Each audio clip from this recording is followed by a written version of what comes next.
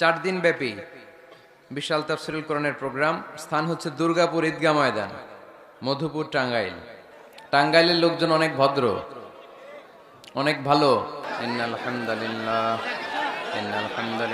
নাহমাদুহু ওয়া নাস্তাঈনুহু ওয়া নাস্তাগফিরুহু ওয়া নু'মিনু বিহি ওয়া নাতাওয়াক্কালু আলাইহি ওয়া না'উযু বিল্লাহি মিন শুরুরি আনফুসিনা ومن سيئات أعمالنا من يهده الله فلا مضل له ومن يضلل فلا هادي له أي فلن تجد له وليا مرشدا ونشهد أن لا إله إلا الله وحده لا شريك له والذي لا ضد له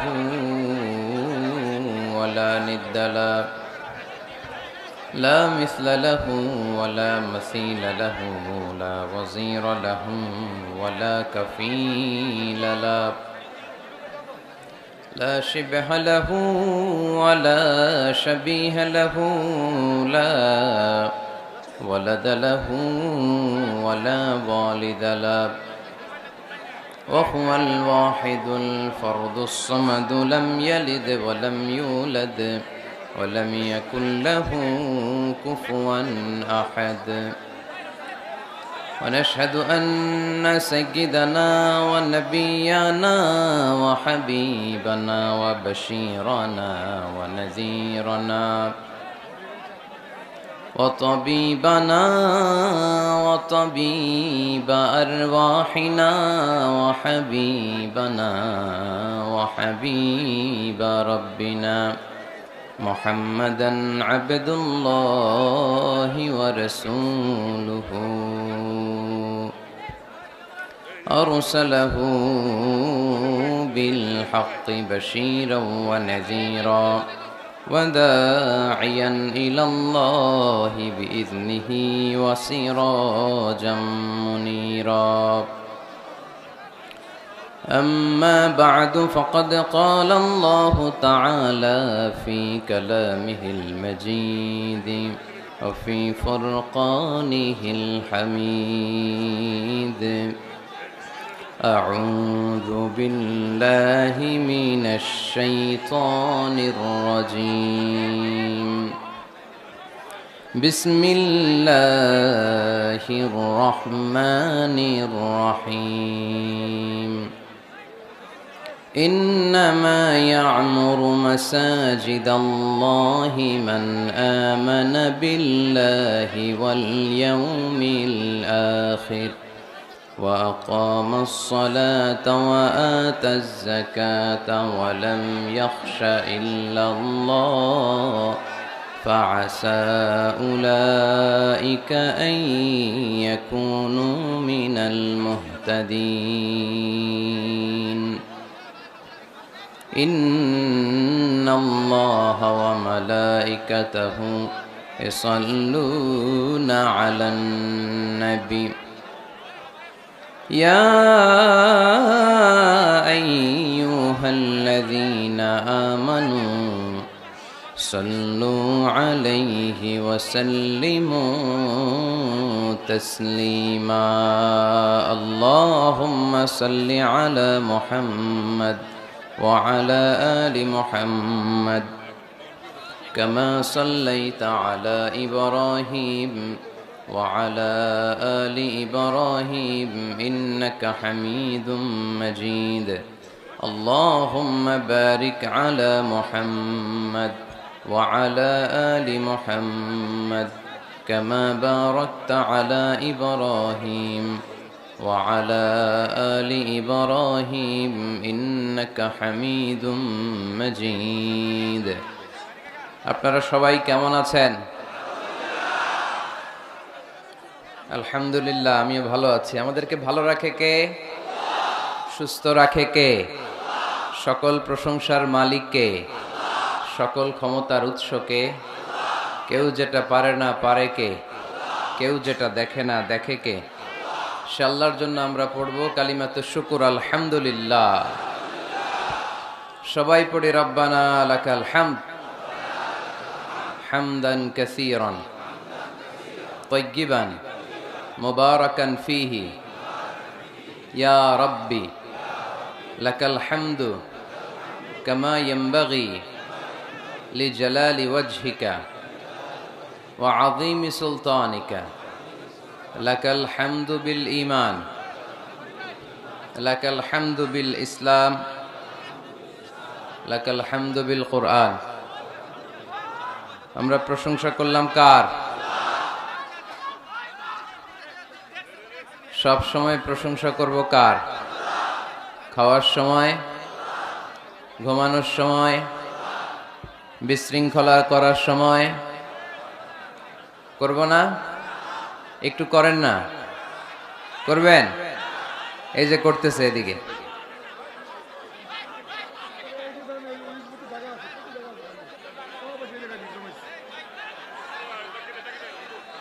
ওইদিকে জায়গা আছে, আপনারা ওইদিকে যান, ওইদিকে জায়গা আছে।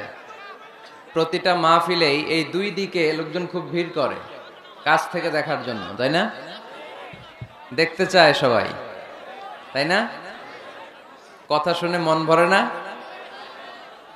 মুসা আলাইহিস সালাম আল্লাহরে বললেন, আল্লাহ আমি তো আপনার সাথে সরাসরি ডিরেক্টলি কথা বলি।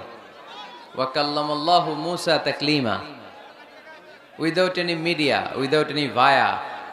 মুসা আলাইহিস সালাম আল্লাহর সাথে কথা বলতেন।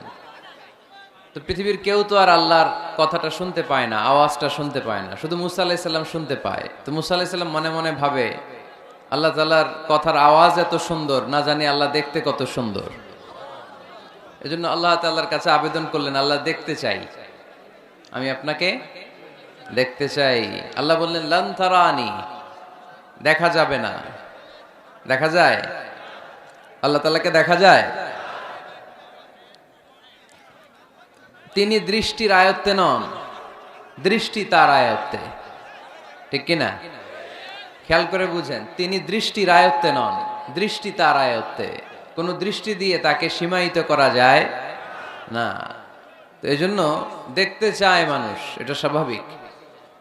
তো আপনারা দেখতে চান, কিন্তু বিশৃঙ্খলা তো করা যাবে না, বিশৃঙ্খলা করবেন না। এইদিকে অনেক জায়গা, তো এইখানে ধাক্কাধাক্কি কেন করব আমরা? এখানেও এই যে কষ্ট করে 1-1.5 ঘন্টা কি পারবেন দাঁড়ায় থাকতে? হ্যাঁ, কষ্ট হয়ে যাবে না? মাইক অপারেটর কোথায়? আর একটু স্ট্রং হইতে হবে তো, দুর্বল সাউন্ড। আলহামদুলিল্লাহ ঠান্ডা হয়েছে। এই তো পিন ড্রপ সাইলেন্ট, পিন পতন নীরবতা, কোনো আওয়াজ নাই। আলহামদুলিল্লাহ পড়ি। তা আমরা যেন বিশৃঙ্খলা না করি, আমরা যেন সবসময় সুশৃঙ্খল থাকি। টাঙ্গাইলের লোকজন অনেক ভদ্র, অনেক ভালো। টাঙ্গাইল জেলার বাইরে থেকে কারা কারা আসছেন দেখি? ওরে আল্লাহ, টাঙ্গাইল জেলার বাইরে থেকেও আসছেন? ময়মনসিংহ, কুমিল্লা, চাঁদপুর, কুষ্টিয়া, নড়াইল। আচ্ছা, আলহামদুলিল্লাহ, হাত নামান। আল্লাহর মেহেরবানি যে অনেক জেলার ভাইরা এখানে একত্রিত হয়েছে একজনকে খুশি করার জন্য। আওয়াজ করে বলতে হবে, তিনি কে? আমরা এই দুনিয়াতে শুধু তাকেই খুশি করতে চাই, ঠিক কিনা? আল্লাহর খুশি ছাড়া আমরা আর কিছু চাই? আজকে এখানে এসেছি আল্লাহকে খুশি করতে, ঠিক কিনা? আমরা মাহফিলগুলো শুনবো ইখলাসের সাথে, যাতে করে এই যে এত কষ্ট করে শীতের রাত ধাক্কা ধাক্কি করে কোন রকম জায়গা পাইছি, কয়েক ঘন্টা সময় ব্যয় করতেছি, এই সময়টা যেন আমাদের কাজে লাগে, কিছু যেন শিখে যেতে পারি। আর আল্লাহ রাসূল সাল্লাল্লাহু আলাইহি ওয়াসাল্লাম বলেছেন, বাল্লিগু আন্নি ওয়ালাউ আয়া, আমার থেকে একটা আয়াত হলে অন্যের কাছে পৌঁছে দাও। সেই হিসাবে আমরা সবাই বাণী বাহক, আমরা সবাই কি আল্লাহ রাসূলের বাণীকে বহন করে নিয়ে অন্যের কাছে প্রিচ করব। যে যতটুকু জানি ততটুকু পৌঁছে দিতে হয়। আমি বেশি শিখেছি, বেশি জানি, তো আমি বেশি দিব। আরেকজন কম শিখেছে, কম জানে, সে কম দিবে। একজন শুধু জানে লা ইলাহা ইল্লাল্লাহ মুহাম্মাদুর রাসূলুল্লাহ, সে শুধু ওই কথাটা পৌঁছে দিবে। দাওয়াতি কাজ থেকে বিচ্ছিন্ন থাকার সুযোগ কারো নাই। এজন্য আমরা যা শুনবো যা শিখবো আমল করার নিয়তে শুনবো এবং মানুষের কাছে পৌঁছে দেওয়ার নিয়তে শুনবো, ঠিক কি না? এজন্য শুরুতেই নিয়তটাকে খালিজ করে নেন। নিয়তে গন্ডগোল তো সব জায়গায় গন্ডগোল। ইন্নামাল আমালু বিন্নিয়াত, মানুষের যে কোনো কাজের সওয়াব বা প্রতিদান দেয়া হয় নিয়তের উপর বেস করে। নিয়ত ভালো তো সব ভালো, নিয়ত খারাপ তো সব খারাপ। যে যেই নিয়তে আসি না কেন, এখন নতুন কইরা রিনিউ করব লেটস রিনিউ আওয়ার ইন্টেনশন। চলেন আমাদের নিয়তটাকে আবার নতুন করে নবায়ন করে নেই। আমরা আজকে কোরআন থেকে কিছু কথা শুনবো এবং নিজের জীবনকে পরিবর্তন করব ইনশাআল্লাহ। পড়বেন না?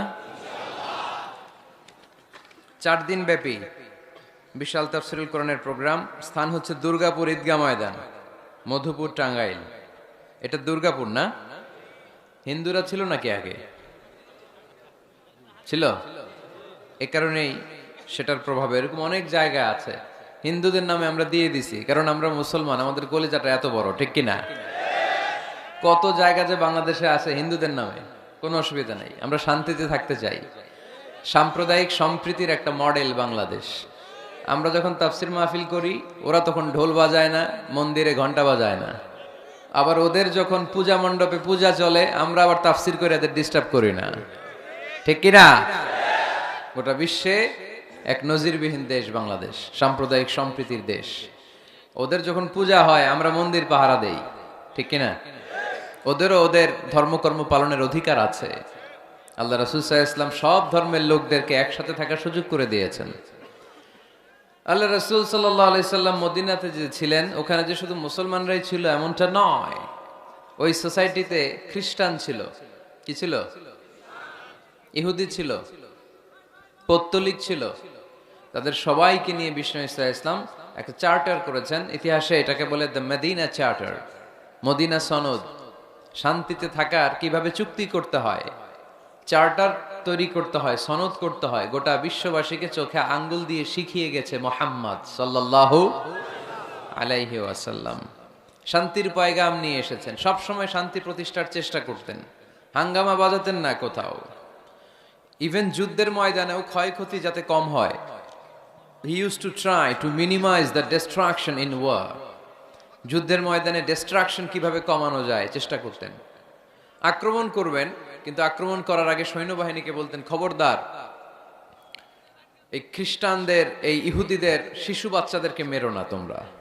নাঙ্গা তলোয়ার পেয়ে নারীদেরকে কচুকাটা করো না, বৃদ্ধাদেরকে মেরো না, বৃদ্ধদেরকে মেরো না, ওই ধর্মের পাদ্রীদেরকে পেলে মেরো না। তোমার সাথে যুদ্ধ লাগতে এসেছিল, তারাও তলোয়ার মাটিতে রেখে দিয়ে হাত উঁচু করে যদি বলে surrender, Al Aman, I sick the security, আমি নিরাপত্তা চাই, সারেন্ডার করলাম, তাকেও মেরো না। গবাদি পশুগুলোকে হত্যা করো না, গাছপালাগুলো ভেঙে চুরে চুরমার করে দিও না। সুবহানাল্লাহ পড়েন। করতে গেছে কি? যুদ্ধ করতে গেছে কি? ওই যুদ্ধের ময়দানে আল্লাহ রাসূল সাল্লাল্লাহু আলাইহি ওয়াসাল্লামের এই শান্তির নীতি তিনি ফলো করতেন। কাকে আমরা ফলো করি? কে আমাদের নেতা? নেতারে চিনে নেন, মুহাম্মদ সাল্লাল্লাহু আলাইহি ওয়াসাল্লাম। গোটা বিশ্বকে দিয়েছেন, শুধু নেন নাই, কিছুই নেন নাই। কেঁদেছেন শুধু, আজও কাঁদেন মদিনায়, কিয়ামতের দিনও কাঁদবেন। কিয়ামতের দিন আমরা সবাই কাঁদবো, আমরা সবাই বলবো ইয়া নাফসি ইয়া নাফসি, আল্লাহ আমারে বাঁচাও, আল্লাহ আমারে বাঁচাও। নবীরাও বলবে আল্লাহ আমারে বাঁচাও। একমাত্র শুধুমাত্র কেবলমাত্র আমার প্রিয় নবী, আমার প্রিয় হাবিব, আমার প্যারা রাসূল সাল্লাল্লাহু আলাইহি সাল্লাম বলবেন ভিন্ন কথা। তিনি বলবেন উম্মতি উম্মতি উম্মতি, রব্বি হাবলি উম্মতি, আল্লাহ আমার গুনাহগার উম্মতকে বাঁচাও। সব নবীরা নিজেকে নিয়ে পেরেশান, সব নবীরা উম্মত ভুলে যাবে, ভুলবে না একজন নবী, তার নাম মুহাম্মদ সাল্লাল্লাহু আলাইহি ওয়াসাল্লাম। তিনি আমাদেরকে ভদ্রতা শিখিয়েছেন, শালীনতা শিখিয়েছেন, লাজুকতা শিখিয়েছেন। আমাদের এখন লাজুকতা নাই, লজ্জা শরমের মাথা খেয়েছি আমরা, তাই না? বাবা ছেলে মেয়ে বসে একসাথে হিন্দি সিনেমা দেখে, এরকম আছে না নাই? টাঙ্গাইলে আছে। তার মানে লাজ শরমের মাথা খাইছি, লজ্জা শরম নাই। আল্লাহ রাসূল সাল্লাল্লাহু আলাইহি ওয়াসাল্লাম অনেক লজ্জাশীল ছিলেন। হালিমাতুস সাদিয়া আল্লাহ রাসূল সাল্লাল্লাহু আলাইহি ওয়াসাল্লামের দুধ মা বর্ণনা করেন, যে আমি মক্কা থেকে এই কোরাইশি মোহাম্মদ শিশুটাকে নিয়ে আসলাম, 5 বছর রাখলাম, 2 বছর দুধ খাওয়ালাম, কিন্তু কখনো এই কোরাইশি ছেলেটাকে কাঁদতে দেখি নাই। ক্ষুধা লাগলে সে কাঁদতো না, ব্যথা পেলে সে কাঁদতো না, শুধু লজ্জাস্থানের জায়গা থেকে কাপড়টা সরে গেলে সে কেঁদে উঠত। আল্লাহু আকবার পড়েন। ক্ষুধা লাগলেও কাঁদে না, ব্যথা পেলেও তিনি কাঁদতেন না, শুধু লজ্জাস্থানের জায়গা থেকে কাপড়টা সরে গেলে কেঁদে দিতেন।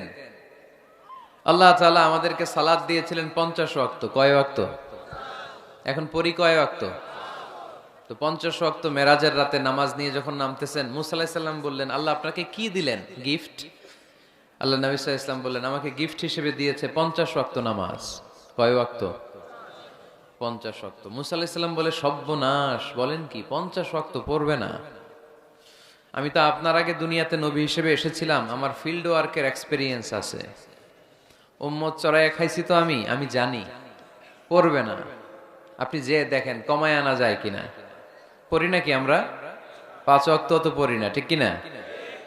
তো গেলেন, যে বললেন আল্লাহ, মুসা আলাইহিস সালাম তো বলে যে পড়বে না আমার উম্মত, কমায় দেন না।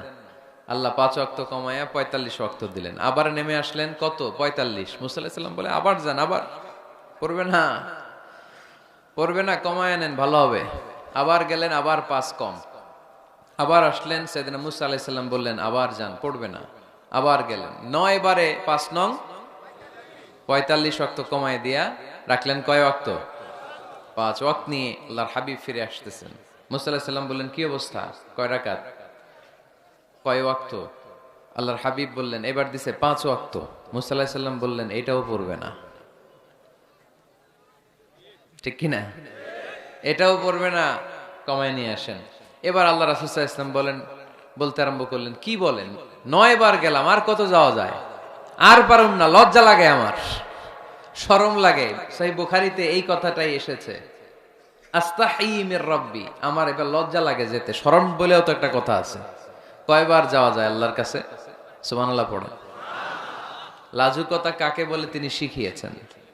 ছোটবেলায়, শৈশব, কৈশোর, যৌবন, সব সময় তিনি লাজুক ছিলেন। আমাদের মধ্যে লাজুকতা নাই, ঠিক কিনা? ইযা লাম তাস্তাহি ফাসনা মা শিইতা, যখন তোমার লজ্জা থাকবে না, তোমার যা মন চায় তুমি তাই করতে পারবা। এজন্য আমরা যেন এই লাজুকতা, শালীনতার প্র্যাকটিস করি। আল্লাহ তুমি তৌফিক দান করো। আজকে মসজিদ নিয়ে কথা বলবো। কি নিয়ে? কি নিয়ে কথা বলবো? মসজিদ। আহাব্বুল বিলাদি ইলাল্লাহি মাসাজিদুহা, আল্লাহর কাছে পৃথিবীতে সবচেয়ে পছন্দের জায়গা কোনটা বলেন তো? মসজিদ। এবার বলেন তো, আল্লাহর কাছে সবচেয়ে অপছন্দের জায়গা কোনটা? বাজার। কিন্তু এমন বাজার যেখানে জুয়ার আড্ডা বসে, এমন বাজার যেখানে মদ বিক্রি হয়, এমন বাজার যেখানে নর্তকীদের নাচ গান চলে, এমন বাজার যেখানকার ব্যবসায়ীরা পণ্য বিক্রি করার জন্য খালি কসম কাটে। এরকম আছে না নাই? এই বাজারগুলো আল্লাহর কাছে অপছন্দনীয়। এমনি যে আপনারা সুপার শপে যান, টাঙ্গাইলের মুদি দোকানে যান, বাজারে যান, মাছ বাজারে, এটা আবার আল্লাহর কাছে অপছন্দনীয় না। এরকম বাজারে বিষ্ণু ঈসা ইসলামও যেতেন, কিন্তু যেই বাজারে মিথ্যা কসম কাটে বারবার, এরকম আছে না নাই? তাদেরকে লানত দেয়া হয়েছে, যারা শুধু কসম কাটে, মুনাফিকেরা। সকালবেলা কুরবানির হাটে যাবে গরু বিক্রি করতে, বউরে কয়, বউ একটা দাম কর। বউ বলে, কত কমু? বল যে 50,000। তো বউ কয়, বললাম 50,000। তো এরপর বাজারে যখন নিয়ে গেছে, এক লোক এসে বলতেছে, ভাই গরুটা 40,000 দিবেন? তখন সে বলে, আল্লাহর কসম, সকালবেলা একজন 50,000 দাম কইছে, দেই নাই। সকালে 50,000 কইছে, এরই তো দেই নাই, আপনার 40,000 কেমনে দেই? এরকম ডাকাইত আছে রাডাই। আল্লাহ রাসূল সাল্লাল্লাহু আলাইহি ওয়াসাল্লাম মদিনার খেজুরের বাগান, বাজার পরিদর্শনে গেলেন। যে খেজুরের স্তূপ দেখে আল্লাহ রাসূল সাল্লাল্লাহু আলাইহি ওয়াসাল্লাম খেজুরের স্তূপে হাত ঢুকাইয়া দিলেন। ঢুকাইয়া দেওয়ার পরে তিনি দেখলেন পানি, ভিতরে কি? আর উপরে শুকনা খেজুর। আল্লাহর হাবিব বললেন, ভিতরে পানি, উপরে শুকনা কেন? কয়, বৃষ্টি হয়েছে। আর বৃষ্টি হলে তো সব জায়গায় পানির সয়লাভ থাকবে। আল্লাহ রাসূল সাল্লাল্লাহু আলাইহি ওয়াসাল্লাম রেগে গেলেন আর বললেন, মান গাশশানা ফালাইসা মিন্না, যে আমাদেরকে ধোঁকা দেয় সে আমার উম্মত হতে পারে। The person who deceives us, he is not among us. যে লোক আমাদের ধোঁকা দেয় সে আমাদের অন্তর্ভুক্ত। মুসলমানরা কি ধোঁকা দিতে পারে? খাদ্যে ভেজাল দিতে পারে? ওজনে কম দিতে পারে? মাছে ফরমালিন দিতে পারে? টেন্ডারবাজি করতে পারে, চাঁদাবাজি করতে পারে, ক্যাসিনোর ব্যবসা করতে পারে, পারে পারে। সেজন্য আমরা যেন ধোঁকাবাজি না করি। ধোঁকাবাজে ভরে গেছে বাংলাদেশ। এই ধোঁকাবাজি থেকে আমাদেরকে বেঁচে থাকতে হবে যদি প্রিয় নবীর উম্মত হতে চাই, ঠিক কিনা? তাহলে আল্লাহ তাআলার কাছে সবচেয়ে প্রিয় জায়গার নাম সবাই বলেন। আর সবচেয়ে অপছন্দনীয় জায়গার নাম বাজার। হাদিসটা সহিহ বুখারীতে এসেছে। এমন বাজার যেখানে মদের আড্ডাখানা, যেখানে ক্যাসিনোর ব্যবসা, হারাম ব্যবসা, ওইটা আল্লাহর কাছে অপছন্দনীয়। আল্লাহর হাবিব সাল্লাল্লাহু আলাইহি ওয়াসাল্লামের একটা অভ্যেস ছিল, তিনি কোনো এলাকায় গেলেই প্রথমে একটা মসজিদ বানায় ফেলতেন। সুবহানাল্লাহ পড়েন। তার মানে মসজিদ কেন্দ্রিক তিনি সব করতেন, মস্ক সেন্টার্ড। আগে মসজিদ, তারপরে সব। যেমন তিনি মক্কা থেকে যখন মদিনায় হিজরতে আসবেন, মদিনায় ঢোকার আগে কোবা নামক একটা এলাকায় তিনি কয়েক সপ্তাহ ছিলেন।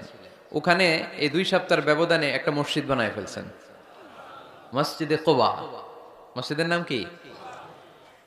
প্রতি শনিবারে তিনি মসজিদে কোবায় যেতেন, ওখানে যে সালাত পড়তেন। এবং আল্লাহর হাবিব বলেছেন, কেউ যদি, আপনারা যখন মদিনা শরীফে যাবেন, শনিবারে যদি কেউ সকালবেলা আপনারা যে কোবা মসজিদে যে অজু করে, ঘর থেকে অজু করে যে 2 রাকাত সালাত পড়েন, তাহলে উমরা করলে, একটা মাকবুল উমরা করলে যেই সওয়াব, ওই সওয়াব আল্লাহ আমলনামায় দিয়ে দিবেন। কোবা থেকে তিনি মাইগ্রেট করলেন মদিনায়। মদিনাতে যেও তিনি একটা মসজিদ প্রতিষ্ঠা করলেন। মসজিদটার নাম সবাই বলেন, মসজিদে নববী। আল্লাহ রাসূল সাল্লাল্লাহু আলাইহি ওয়াসাল্লাম খুব চমৎকার লোকেশন বাছাই করতে পারতেন। লোকেশন তিনি দেখলেন কোথায় করলে ভালো হয়, কোথায় কোথায় কোথায়। খুঁজতে খুঁজতে এমন জায়গাটা পছন্দ হলো, সেখানে ছিল পুরাতন খেজুরের বাগান, ধ্বংসাবশেষ, আর ছিল মুশরিকদের কবর। আল্লাহর হাবিব বললেন, মুশরিকদের কবরগুলোরে হাড্ডি আর কঙ্কাল সহ উঠায় ফেলো, উঠায় আরেক জায়গায় দাফন করো। সুবহানাল্লাহ পড়েন। খেজুর গাছগুলো কেটে সমান করো, ধ্বংসাবশেষ ভেঙে মাটির সাথে গুড়িয়ে দাও, এখানে হবে আমার মসজিদ। স্থাপিত হলো মসজিদে নববী। সুবহানাল্লাহ পড়েন। এখানেই 10 বছর বিষ্ণু ইসলাম ইমাম ছিলেন, খতিব ছিলেন। এজন্য যারা ইমাম, যারা খতিব, তাদের অনেক দায়িত্ব। তারা বিষ্ণু ইসলামের রেখে যাওয়া দায়িত্ব পালন করছে। আল্লাহর হাবিবের যে চাকরি ছিল, ইমাম সাহেবদের একই চাকরি। আল্লাহর হাবিবের যে দায়িত্ব ছিল, ইমাম সাহেবদের একই দায়িত্ব। কিন্তু তাদের বেতনটা বড্ড কম এদেশে, তাই না? আহা, সামান্য কিছু বেতন দিয়ে ইমাম মুয়াজ্জিনদেরকে আমরা রাখি, এটা ঠিক না। এজন্য টাঙ্গাইলবাসীদেরকে আমি প্রথম যে মেসেজটা দিতে চাই, ইমাম মুয়াজ্জিন আর খাদেমদের বেতন বাড়ায় দেন। আপনার বেতন বাড়ায় দিবে কে? সভাপতি সাহেব, সেক্রেটারি সাহেব, ক্যাশিয়ার সাহেব, বেতন বাড়ান, ওনাদের বেতন বাড়ায় দেন। আপনাদের জীবনে বরকত দিবে কে? ইমাম মানি নেতা। ইমাম মানি কি? নেতার সাথে যদি আমরা খারাপ আচরণ করি, এটা আমাদের জাতির জন্য কখনোই কোনোভাবে কল্যাণকর হতে পারে না। আল্লাহর হাবিব সাল্লাল্লাহু আলাইহি ওয়াসাল্লাম নিজ হাতে মসজিদ তৈরি করলেন। আমাদের মতো টাইলস আর এয়ার কন্ডিশনের মসজিদ, মসজিদে নববী না, এরকম ছিল না। বালুর ফ্লোর। কিসের ফ্লোর? ছাদ ছিল খেজুর পাতার ছাউনি। বৃষ্টি হলে ওই বালুর মধ্যে কাদামাটি হয়ে যেত, আর ওই কাদামাটিতেই দাঁড়িয়ে নামাজ পড়তেন মুহাম্মদ সাল্লাল্লাহু আলাইহি ওয়াসাল্লাম। সাহাবারা বলতেন, আল্লাহর হাবিব যখন নামাজ পড়ে আমাদের দিকে তাকাতেন, রাআইতু আসারা তিনি ফি জাবহাতিহি, আমরা রাসূলের নাকে এবং কপালে দেখতাম কাদার মাটি মিশে আছে। আল্লাহর হাবিব যখন মুসল্লিদের দিকে তাকাতেন, দেখতেন প্রতিটা মুসল্লি সাহাবীর নাকে আর কপালে কাদার মাটি মিশে আছে। তার মানে আমার নবীর বানানো মসজিদ ছিল কাঁচা, কিন্তু মুসল্লি ছিল পাকা। আমাদের মসজিদগুলো পাকা, কিন্তু মুসল্লিরা কাঁচা। পাকা মুসল্লি হইতে হবে, মসজিদকে আবাদ করতে হবে। কি করতে হবে? আওয়াজ করে বলেন, কি করতে হবে? আমরা মিলে, সবাই মিলে যেন মসজিদকে আবাদ করি, আমরা যেন মসজিদ নির্মাণ করি, সবাই যেন মসজিদ আবাদে অংশগ্রহণ করি। এজন্য আল্লাহ বললেন, ইন্নামা ইয়া'মুরু মাসাজিদাল্লাহি মান আমানা বিল্লাহি ওয়াল ইয়াউমিল আখির وأقام الصلاة وآتى الزكاة ولم يخش إلا الله فعسى أولئك أن يكونوا من المهتدين سبحان الله পড়ে। নিশ্চয়ই মসজিদ আবাদ করে তারা যারা আল্লাহয় বিশ্বাস করে, আখিরাতে বিশ্বাস করে, সালাত কায়েম করে, যাকাত আদায় করে, আল্লাহ ছাড়া কাউরে ভয় পায় না, এই পাঁচটা কাজ যারা দুনিয়ার বুকে করে তারাই হলো আল্লাহর জমিনে মসজিদের আবাদকারী। ঠিক কি না? ফাআসা উলাইকা ইয়াকুনু মিনাল মুহতাদিন, আশা করা যায় এরাই হলো হেদায়েত প্রাপ্তদের অন্তর্ভুক্ত। সুবহানাল্লাহ পড়ে। এদের কাছে আল্লাহর হেদায়েত আছে। পাঁচটা গুণ আর কোয়ালিটিস থাকবে যারা মসজিদের আবাদ করবে। এক নম্বর গুণ, মসজিদের আবাদকারী যারা হবে তারা বিশ্বাস করবে একজনকে, তিনি কে। আবার তাদের দুই নাম্বার গুণ, তারা আখিরাতে বিশ্বাস করবে। মসজিদ যারা আবাদ করবে তাদের তিন নাম্বার গুণ, তারা মসজিদে যে জামাতে সালাত আদায় করবে। ঠিক কিনা? মসজিদ আবাদ করে কিন্তু মসজিদে যায় না, এরকম আছে না নাই? মসজিদের সভাপতি যায় না, মসজিদে সেক্রেটারি যায় না, ক্যাশিয়ার যায় না, আছে না নাই?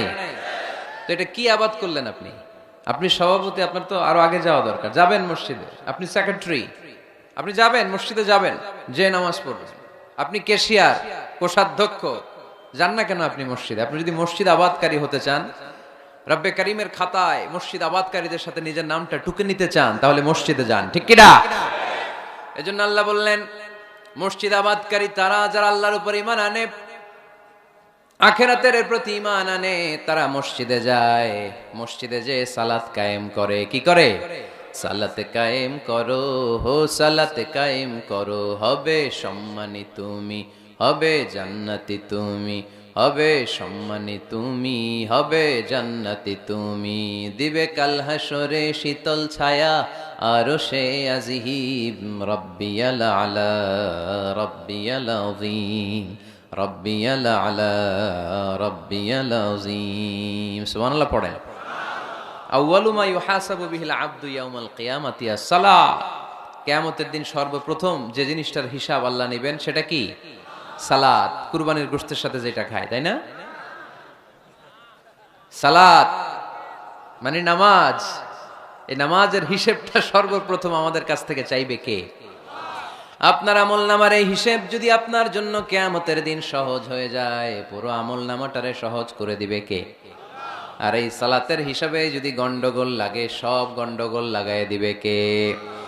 এজন্য আল্লাহ বললেন মসজিদের আবাদকারী তারা যারা আমার উপরে বিশ্বাস রাখে, আখিরাতে বিশ্বাস রাখে, সালাত কায়েম করে, যাকাত আদায় করে, আল্লাহ ছাড়া কাউকে তারা ভয় পায় না। ওয়ালাম ইয়াখশা ইল্লাল্লাহ, আল্লাহ ছাড়া কাউকে তারা ভয় পায় না। তাদের হৃদয়ে ভয় থাকে একজনের, তিনি কে? ফাআসা উলাইকা ইয়াকুনু মিনাল মুহতাদিন, আশা করা যায় তারাই হেদায়েত প্রাপ্তদের অন্তর্ভুক্ত। ঠিক কি না? কথাটা কার? এখন আমরা মসজিদের আবাদকারী হতে চাই কি চাই না? এই 4-5 জন চান? সবাই মসজিদের আবাদকারী হতে চাই কি চাই না? তাহলে এই 5টা কাজ করতে হবে। আল্লাহর উপর বিশ্বাস, আখিরাতে বিশ্বাস, মসজিদে যে সালাত আদায়, যাকাত আদায়, আর হৃদয়ে আল্লাহর ভয় ছাড়া আর কারো কোনো ভয় থাকতে পারবে না। সাউন্ড নাই ওইখানে? মাইকম্যান কই? কি নাম তোমার মাইকের? দেখি। সুরেলা। নাই কোনো সুর তোমার মাইকে, নাম দিছো সুরেলা। মতিঝিলে মতি নাই, আছে শুধু জিল। সোনার গায়ে সোনা নাই, আছে শুধু বিল। তোমার মাইকে সুর নাই, নাম দিছো সুরেলা। সুর দাও, এদিকে একটু সুর দিয়ে দাও, একটু সাউন্ড দিয়ে দাও, একটু স্ট্রং করে দাও। সুরেলা, সুন্দর নাম দিছো তুমি। আমার নবীর কণ্ঠ ছিল বড় সুরেলা, ঠিক কিনা?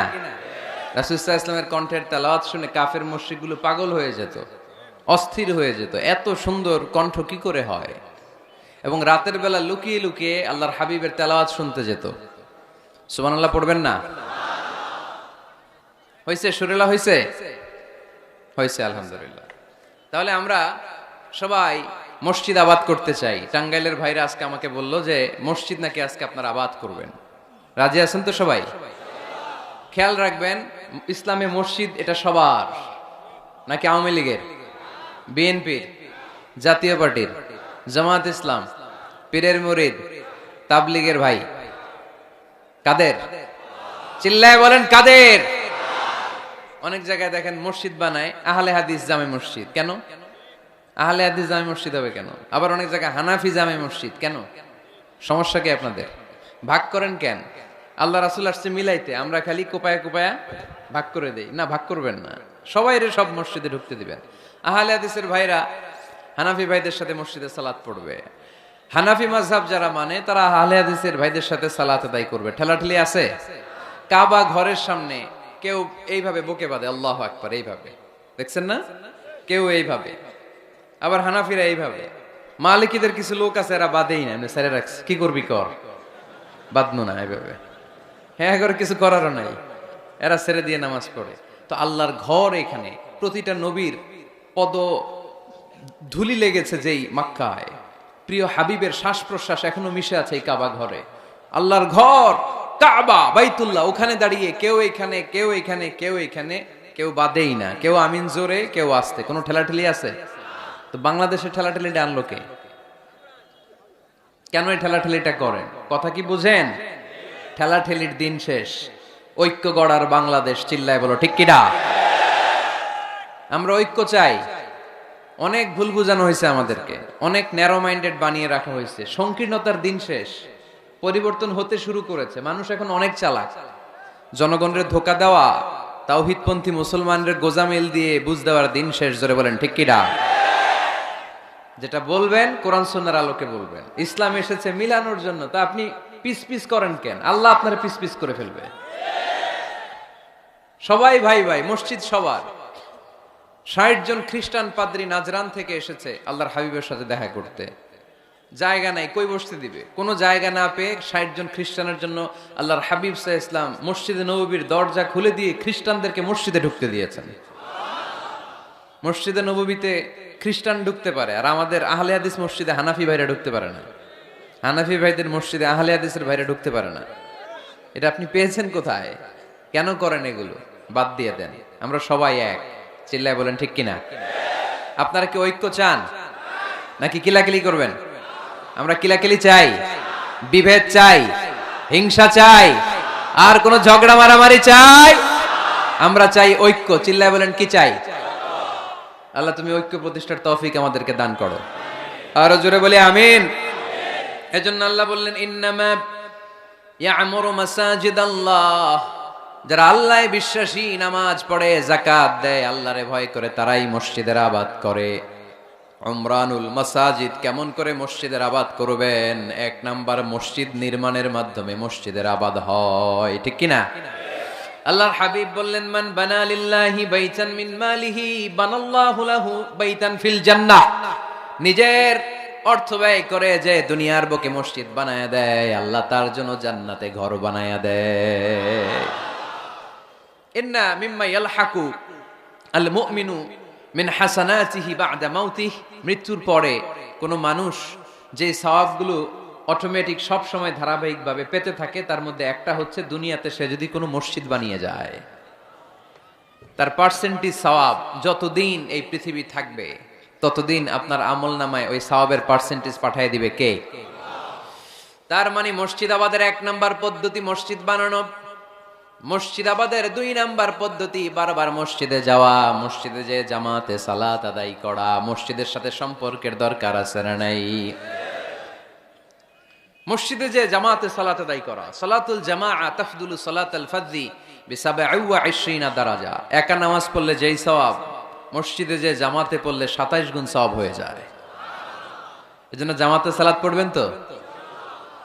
তার মানে ১ নম্বরে পেলাম মসজিদ বানানো, ২ নম্বরে পেলাম মসজিদে যে জামাতে নামাজ পড়া, ৩ নম্বরে মসজিদের সাথে হৃদয়টারে ঝুলিয়ে রাখা। মসজিদের সাথে হৃদয়টা ঝুলে থাকবে। ৭ শ্রেণীর ব্যক্তিকে আল্লাহ তাআলা কিয়ামতের দিন আরশের নিচে ছায়া দিবে। এর মধ্যে ১ শ্রেণীর ব্যক্তি ওই ব্যক্তি যে ব্যক্তির হৃদয়টা সবসময় মসজিদের সাথে ঝুলে থাকে, লেগে থাকে। জোহরের নামাজ পড়ে খালি টেনশন, কিরে আসরের সময় কখন হবে। আসর পরে চিন্তা করে মাগরিবে আমি কই থাকবো, তখন মসজিদ থাকবে কই, নামাজটা হবে কিনা। মাগরিব পড়ার পরে একটাই চিন্তা, ঘুমের আগে এশাটা যেন ঠিক মতো হয়। ঠিক কিনা? এরকম মুসল্লি আছে না নাই? আল্লাহর হাবিব বললেন যারা সব সময় হৃদয়টারে মসজিদের সাথে এইভাবে লাগিয়ে রাখে, আরশের নিচে তাদেরকে সেদিন ছায়া দিবে কে? আল্লাহর আরশের ছায়া ছাড়া ওই দিন আর কোনো ছায়া থাকবে নাকি? আকাশের সূর্য মাথার কাছে নেমে আসবে, জমিনটারে তামার জমিন বানিয়ে দেওয়া হবে, জিহ্বাটা তৃষ্ণার চোটে বের হয়ে নাভি পর্যন্ত কুকুরের মতো ঝুলতে থাকবে, মানুষগুলো চিৎকার মারবে, কোনো ছায়া নাই আরশের ছায়া ছাড়া। ওই আরশের ছায়ার নিচে ওই ব্যক্তিকে আল্লাহ ছায়া দিবেন যার হৃদয়টা মসজিদের সাথে লেগে থাকে, সবসময় মসজিদের সাথে মনটা পড়ে থাকে। এরকম আছে না নাই?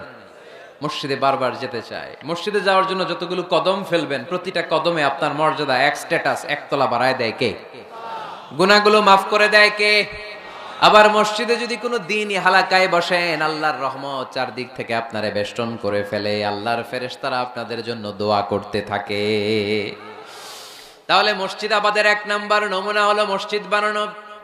মসজিদকে আবাদ করার 2 নাম্বার নমুনা হলো মসজিদে জামাতের সাথে সালাত আদায় করা। মসজিদ আবাদের 3 নাম্বার নমুনা হলো হৃদয়টা মসজিদের সাথে ঝুলিয়ে রাখা। মসজিদ আবাদের 4 নাম্বার নমুনা হলো নিজ হাতে মসজিদকে পরিষ্কার পরিচ্ছন্ন রাখা। মসজিদ ঝাড়ু দিচ্ছেন কে কে? দেখি হাত তোলেন। প্রত্যেকদিন দেন? আলহামদুলিল্লাহ, আলহামদুলিল্লাহ। এটা সাইয়েদনা ইব্রাহিম আলাইহিস সালাম আর ইসমাঈল আলাইহিস সালামের ডিউটি ছিল। ডিউটিটা দিছিল কে? চিল্লায় বলেন কে? আল্লাহ বললেন তাহহিরা বাইতিয়া লিত-তাইফিনা ওয়াল আকিফিনা ওয়ার রুকআইস সুজুদ। মসজিদেরি ঝাড়ু বারদার ও কামারে হাত শোনো আমারে মুনাজাত। পড়েন, শোনো শোনো ইয়া ইলাহি আমারে মুনাজাত, শোনো আমারে মুনাজাত। পড়েন আমিন। খাদেম ঝাড়ু দিল কিনা? মসজিদের ফ্লোর মুছলো কিনা? মুয়াজ্জিন হুজুর মসজিদ ঝাড়ু দিল কিনা? মসজিদে বালু আছে কিনা? সবাই যে চেক করে। দায়িত্ব কি শুধু খাদেমের আর মুয়াজ্জিনের কাঁধের উপরে নাকি আমাদের কাঁধেও মসজিদ পরিচ্ছন্ন রাখার দায়িত্ব আছে? রাডাই 2 জন নবীকে আল্লাহ বললেন, সাইয়েদনা ইব্রাহিম যাকে উপাধি দিয়েছেন আল্লাহ খলিল, আমার মসজিদ পরিষ্কার করো, বাপ বেটা মিলে ঝাড়ু দাও। সাইয়েদনা ইসমাইল ইব্রাহিম মসজিদ ঝাড়ু দিতে পারলে আপনি কোন লাট সাহেব হইছেন? কি হয়ে গিয়েছেন আপনি? মনে জ্বালা, যন্ত্রণা, ঘরে মারামারি, শান্তি নাই, মসজিদে চলে যান, মসজিদ মুছে দেন, একটু ঝাড়ু দিয়ে দেন, আপনার ঘরের সব অশান্তিরে শান্তি বানায় দিবে কে? মনের জ্বালা যন্ত্রণা দূর করে দিবে কে? এই জন্য হৃদয়ে যদি কষ্ট থাকে, জ্বালা যন্ত্রণা থাকে, অসুখ থাকে, অশান্তি থাকে, মসজিদে যান, মসজিদটা ঝাড়ু দেন, এতিমের মাথায় হাত বুলায় দেন, হৃদয়টারে প্রশান্ত করে দিবে কে? তাহলে এই কাজগুলো করার মাধ্যমে আমরা মসজিদ আবাদ করব। রাজি আছেন? আপনাদের টাঙ্গাইল জেলায় সবচেয়ে বড় মসজিদ কোনটা?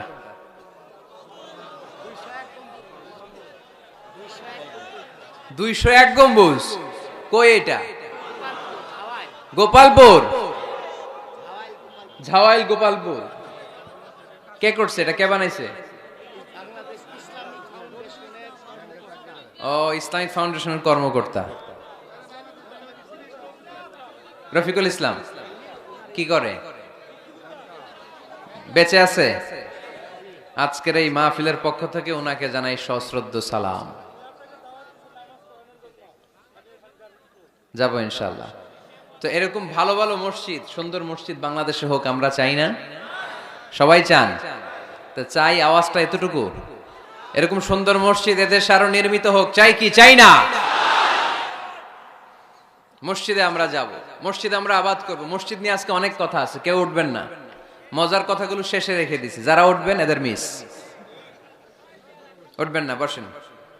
মসজিদে যে আমরা যাব, কিছু আদব মেনটেন করে যেতে হবে, ঠিক কিনা? ওযু ছাড়া ঢোকা যাবে? ওযু নিয়ে ঢোকার দরকার আছে না নাই?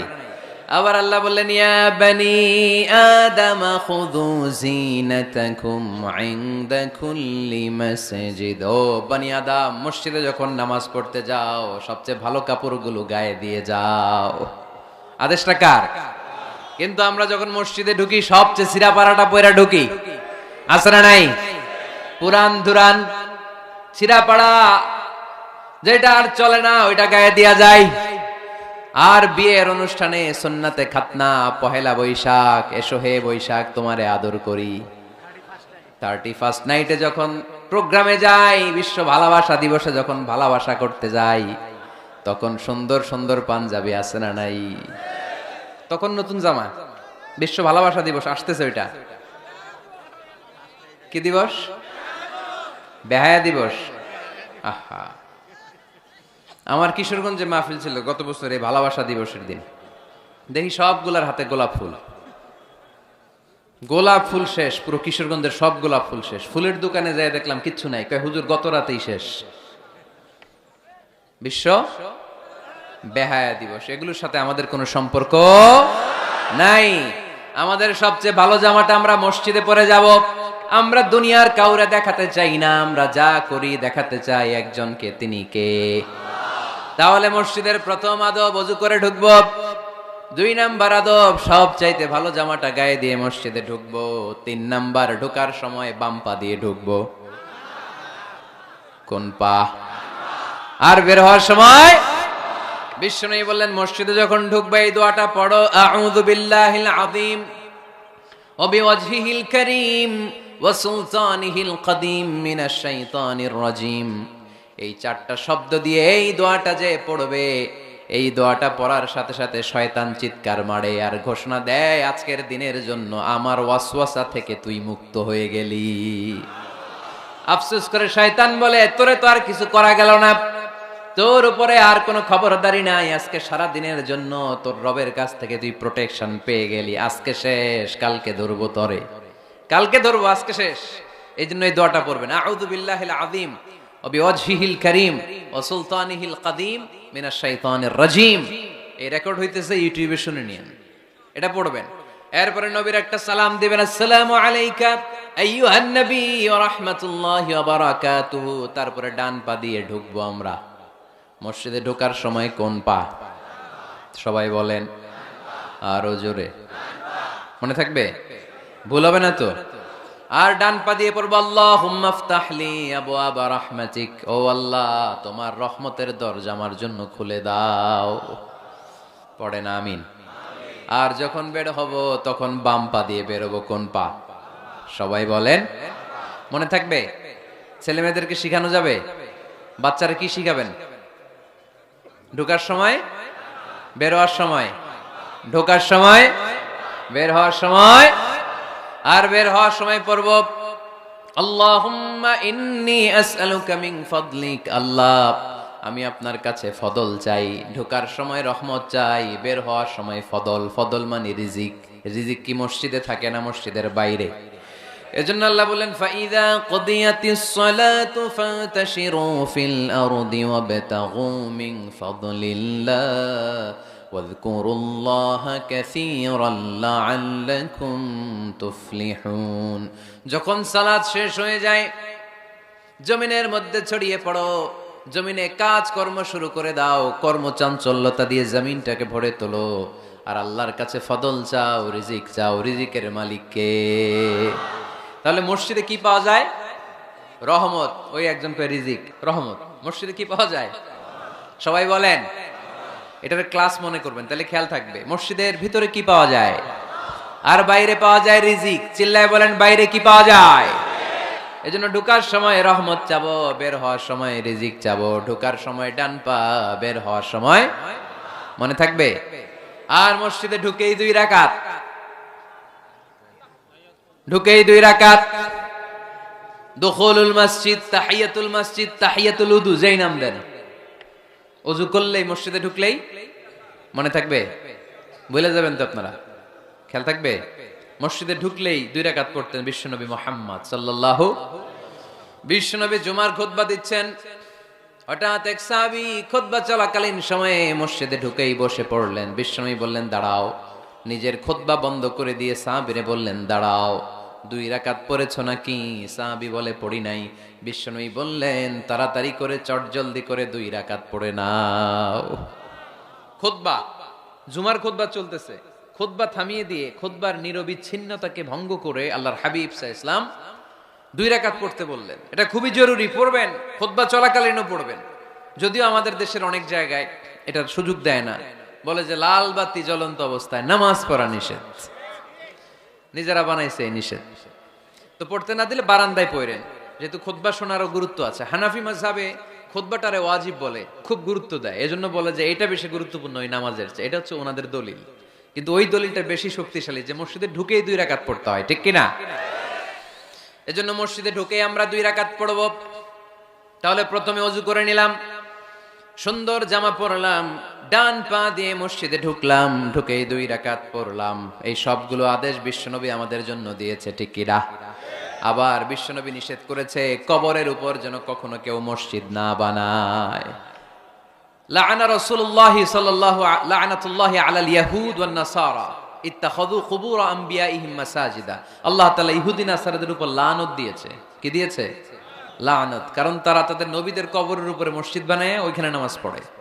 কবরস্থানে নামাজ পড়া যায়? কবরের উপরে নামাজ পড়া যায়?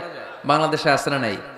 ছোট্ট এতটুক মসজিদ, 2 কাতারের এত বড় কবরস্থান, ইয়া লাল শালু নীল শালু, আগরবাতি আর গোলাপ জলের গন্ধে ঢোকা যায় না, আছে না নাই?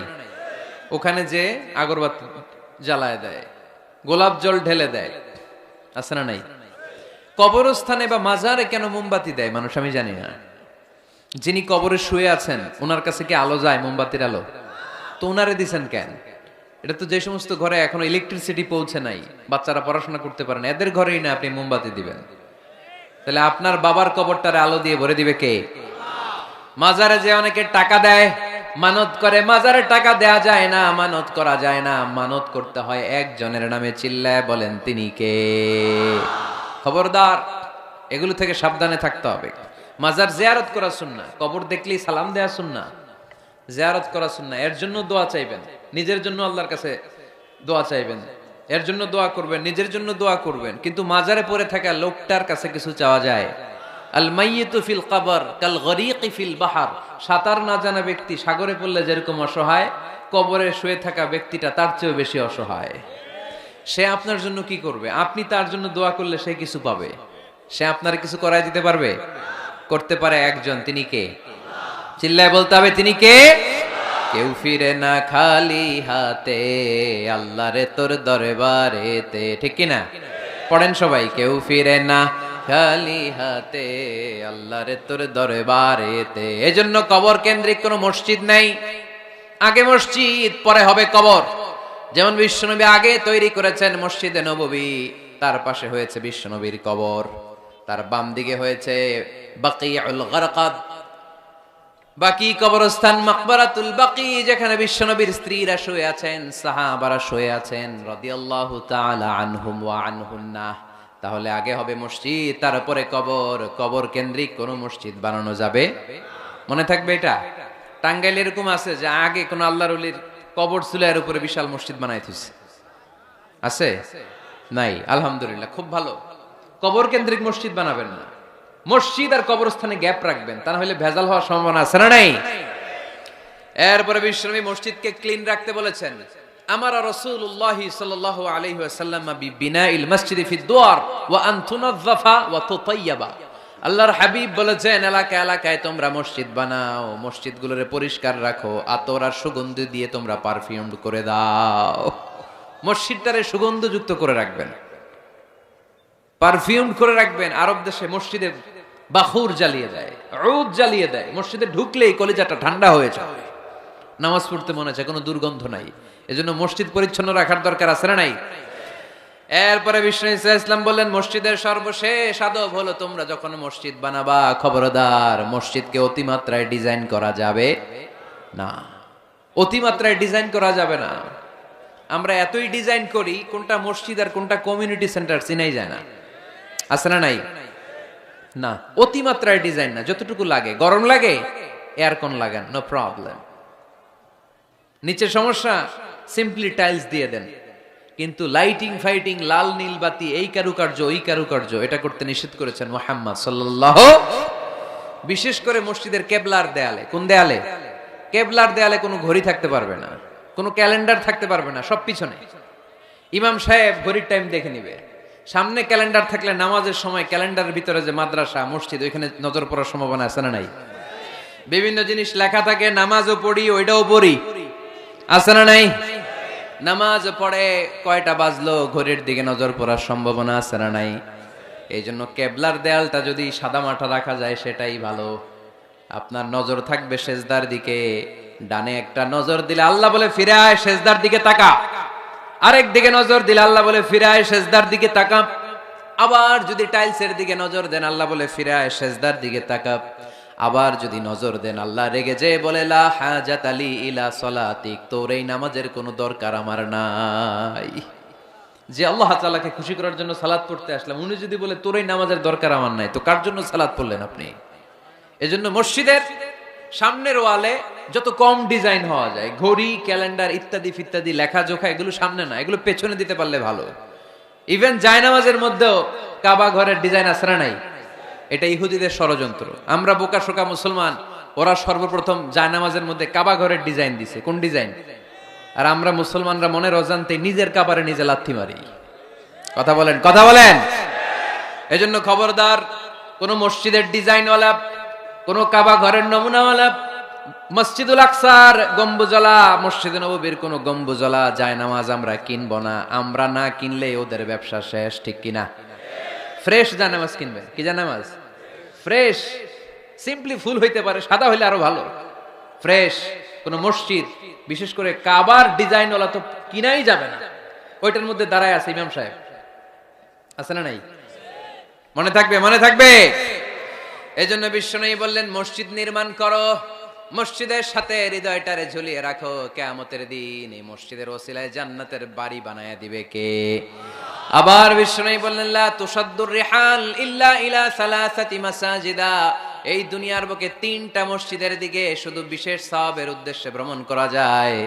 এই 3টা মসজিদ ছাড়া বিশেষ সওয়াবের উদ্দেশ্যে পৃথিবীর কোনো মসজিদে ভ্রমণ করা যাবে। আপনি ডিজাইন দেখতে যাইতে পারবেন।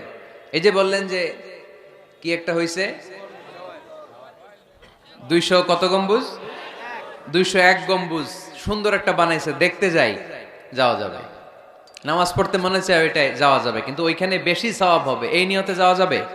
You cannot say it any journey expecting special virtue except 3 mosques, the mosque of Haram, the mosque an-Nabawi, the Masjidul Aqsa, ঠিক কি না? এই 3টা মসজিদ ছাড়া বিশেষ সওয়াবের নিয়তে পৃথিবীর কোনো মসজিদে ভ্রমণ করা যায় না, তবে দেখতে যাওয়া যায়। এটার আর্কিটেকচারাল ডিজাইন দেখার জন্য, এটার ক্যালিওগ্রাফিক্যাল ডিজাইন, এটার ইকোসিস্টেম, এটা কেমন করে করেছে, কতটুকু জায়গা, ডিজাইনটা কেমন, এটা দেখার জন্য যেতে পারবেন। কিন্তু এই 201 গম্বুজে নামাজ পড়লে সওয়াব 3 গুণ হবে, এরকম ধারণা করা যাবে? বাইতুল মুকাররমে পড়লে এত গুণ সওয়াব, এই ধারণা করা যাবে? এই যে চলে আসছে 201 গম্বুজ, আমি দেখতেছি, আপনারা পাবেন না দেখতে। আগে দেখে ফেলছেন? মাশাআল্লাহ, মাশাআল্লাহ, সুন্দর। আরো কিছু পরামর্শ দিবে, এগুলো শেষে দিচ্ছি আমি। কষ্ট হইতেছে আপনাদের? জিমায় পড়তেছেন? আরো কয়েক মিনিট শুনবেন। 3টা মসজিদে নিয়ত করে যাওয়া যায়। 1 নম্বরে মসজিদে হারাম, 1 নম্বরে কি? ইন্না আউওয়ালা বাইতিন উদিআ লিন-নাসি লাল্লাযী বিবাক্কাতা মুবারাকা, সর্বপ্রথম যেই ঘরটা আল্লাহ তাআলা জমিনের মধ্যে স্থাপন করলেন, ওই ঘরটা হলো মসজিদুল হারামের মাঝখানের কাবা ঘর। এই ঘরটা অবস্থিত যেই শহরের মধ্যে, শহরের নাম বাক্কা, এখনকার নাম মক্কা। সুবহানাল্লাহ পড়েন। মক্কার আগের নাম বাক্কা। কোরআনে বাক্কার কথা আছে, এবং হজ উমরা করতে গেলে দেখবেন যে অনেক হোটেল আছে, হোটেলের নাম ফুন্দুক বাক্কা। ফুন্দুক বাক্কা মানে বাক্কা হোটেল। মক্কার আগের নাম কি? বাক্কা। এখান থেকেই বিষ্ণু ঈসা ইসলাম ইসরা শুরু করেছেন, মেরাজের আগের ধাপ, নাম ইসরা। এই মসজিদে 1 রাকাত নামাজ পড়লে 1 লক্ষ রাকাতের সওয়াব দেয় কে? সুবহানাল্লাহ কইতে পারলেন না? পৃথিবীর আর কোন মসজিদে 1 রাকাত পড়লে 1 লক্ষ রাকাতের সওয়াব হয়? আপনাদের 201 গম্বুজে বললে, বাইতুল মুকাররম, পৃথিবীর কোন মসজিদে পড়লে হবে? শুধুমাত্র কেবলমাত্র মসজিদুল হারামে 1 রাকাত সালাত পড়লে 1 লক্ষ রাকাতের সওয়াব আমলনামায় দিবে কে? এজন্য আল্লাহ বললেন ওখানে যাও, হাইসুমা তুয়াল্লু ফাওয়াল্লু উজুহাকুম শাতরা, যেখানে যাইবা, দুনিয়ার যেখানেই থাকো না কেন, কাবা ঘরের দিকে হয়ে নামাজ পড়াকে আবশ্যক করেছে কে? পৃথিবীর যেখানেই যান, কোন দিকে হয়ে নামাজ পড়বেন? কাবা, টু দ্য ডাইরেকশন অফ কিবলা। আপনি অবাক হবেন, অস্ট্রেলিয়ায় একটা শহর আছে সিডনি, এই সিডনি শহরে একটা জঙ্গল আছে, এই জঙ্গলে একটা গাছ আছে, যে গাছটা মানুষের মতো রুকু করে আছে। টু দ্য ডাইরেকশন অফ কেবলা, তাও কেবলামুখী হয়ে। পত্রিকার কাটিং দেখেছেন না আপনারা? অনেক ক্যালেন্ডারেও আছে। গাছ, ইউটিউবে দেখেছেন, গাছ রুকু করে আছে টু দ্য ডাইরেকশন অফ কেবলা, কেবলামুখী হয়ে, মানুষের মতো। সুবহানাল্লাহ পড়েন। তাহলে এই মসজিদ এমন মসজিদ, এই মসজিদে 1 রাকাত সালাত পড়লে 1 লক্ষ রাকাতের সওয়াব হয়ে যায়। এই মসজিদ এমন মসজিদ, যেই মসজিদের মাঝখানে একটা ঘর আছে, ঘরটার নাম বাইতুল্লাহ। প্রতিনিয়ত এই ঘরের উপর 120টা রহমত নাজিল করে কে? সিত্তুন আলিত তাইফিন, 60টা রহমত নাজিল হয় যারা কাবা ঘরের চারদিকে তাওয়াফ করতে থাকে। আরবাঈন লিল মুসাল্লিন, 40টা রহমত নাজিল হয় যারা কাবা ঘরের চারদিকে নামাজ পড়তে থাকে। 20 লিন নাযিরিন ইলাল কাবা, বাকি 20টা সওয়াব নাজিল হয় যারা শুধু কাবা ঘরের দিকে তাকিয়ে থাকে। কাবা ঘরের দিকে তাকায় থাকলে সওয়াব। সুবহানাল্লাহ বললেন না? আন-নাযার ইলাল কাবা, 3 জিনিসের দিকে তাকালেই সওয়াব। কয় জিনিস? জোরে বলেন। 1 নাম্বার আন-নাযার ইলাল মুসহাফ, কোরআনের দিকে তাকালেই সওয়াব, পড়া লাগবে না, পড়লে তো সওয়াব আছে, তাকানো মাত্রই। 2 নাম্বার আন-নাযার ইলা ওয়াজহিল ওয়ালিদাইন, মা বাবার চেহারা, মা বাবার খেদমত করলে তো সওয়াব আছেই, টাকা দিলে তো সওয়াব আছেই, কিন্তু মা বাবার চেহারার নজরের দিকে যদি রহমতের নজরে একবার তাকান, একটা কবুল হজ করলে যেই সওয়াব, ওই সওয়াব আমল নামাই দিবে কে? মা বাবা এমন জিনিস আমরা চিনলাম না। আমরা পীর সাহেবের দরবারে লাউ নিয়ে যাই আর গান গাই, সাদের লাউ বানাইলো মোরে, আগা খাইলাম ডগা খাইলাম, খাইলাম না ডুগডুগি না। তো কই লাউ নিয়ে যান আপনি, কই হাদিয়া নিয়ে যান? আসল পীর সাহেব তো আপনার ঘরে। আপনার আব্বা সবচেয়ে বড় পীর সাহেব, আপনার আম্মা জান আপনার জন্য সবচেয়ে বড় পীর সাহেব। গোটা বিশ্বের সব পীর সাহেব যদি 50 বার করে কোরআন খতম দিয়ে 1 গ্লাস পানির মধ্যে ফু দেয়, আর আপনার আব্বা শুধু বিসমিল্লাহ বলে যদি 1 গ্লাসের পানিতে ফু দেয়, ওই গ্লাসের পানির ফুটা আল্লাহর কাছে কবুল হয়ে যাবে। এজন্য বিশ্বনবী বলতেন, আল জান্নাতু তাহতা আকদামি উম্মাহাতিকুম, ও দুনিয়ার মানুষেরা শোনো, দুনিয়ার পুরুষ মানুষদের পায়ের নিচে থাকে জুতা, জুতার নিচে থাকে বালু আর মাটি, আর দুনিয়ার বুকে এক একটা মায়ের পায়ের নিচে থাকে তার সন্তানদের জান্নাত। ওগো মা তুমি এই ধরনের শ্রেষ্ঠ নেয়ামত, তোমারই পদ তলে রয়েছে জান্নাত। ওগো মা তুমি এই ধরনের শ্রেষ্ঠ নেয়ামত, তোমারই পদ তলে রয়েছে জান্নাত। সুবহানাল্লাহ পড়েন। কি মা? এই মারে আমরা চিনি না। লাউ কাতাআতা জিলদাক, তোমার গায়ের চামড়া কেটেও যদি মাকে জুতো বানিয়ে দাও, ওই যে ছোটবেলায় দুধ খাইছিলা, 1 ঢোক দুধের শোধ আদায় হবে না। 1 ঢোক দুধের শোধ আদায় হবে না। ওই মা 3 বার বললেন আল্লাহ রাসূল এই মায়ের কথা। কয়বার? আল্লাহ হাবিব বললেন মা মা মা, তারপরে মা কয়বার? বাবা কয়বার? তার মানে ইসলাম মাকে দিয়েছে স্বর্ণ পদক, ইসলাম মাকে দিয়েছে রৌপ্য পদক, ইসলাম মাকে দিয়েছে ব্রোঞ্জ পদক, বাবাকে দিয়েছে সান্ত্বনা পুরস্কার। ঠিক কিনা? 3 বার যদি মা হয়, 1 বার যদি বাবা হয়, তাহলে স্বর্ণ পদক কে? রৌপ্য পদক, ব্রোঞ্জ পদক, সান্ত্বনা পুরস্কার। সুবহানাল্লাহ কইতে বললেন না? ওই মায়ের চেহারার দিকে যদি রহমতের নজরে একবার তাকান, কবুল হজের সওয়াব আছে না নাই? তাহলে 1 নাম্বার কোরআনের দিকে নজর করলে সওয়াব, 2 নাম্বার মা বাবার চেহারার দিকে নজর করলে সওয়াব, 3 নাম্বার আল্লাহর কাবা ঘরের গিলাফের দিকে যখন নজর করে তাকাবেন, 20টা রহমত নাজিল করবে কে? তাহলে শ্রেষ্ঠ মসজিদ মসজিদে হারাম, শ্রেষ্ঠ মসজিদ। 2 নাম্বার হচ্ছে মসজিদ নববী, নবীর মসজিদ, ওখানে 1 রাকাত পড়লে 1000 রাকাতের সওয়াব। আমার নবী শুয়ে আছে তার পাশে, পাশেই জান্নাতুল বাকিয়া, মাকবারাতুল বাকিয়া, এরপর আছে রওদা। বিশ্বনবীর কবর থেকে মিম্বার পর্যন্ত জান্নাত, রওদাতুম মিন রিয়াদিল জান্নাহ। এটা দুনিয়ার বুকে একটা জান্নাতের টুকরা, কোন সুবহানাল্লাহ। ওখানে নামাজ পড়ার জন্য খুব ধাক্কাধাক্কি হয়।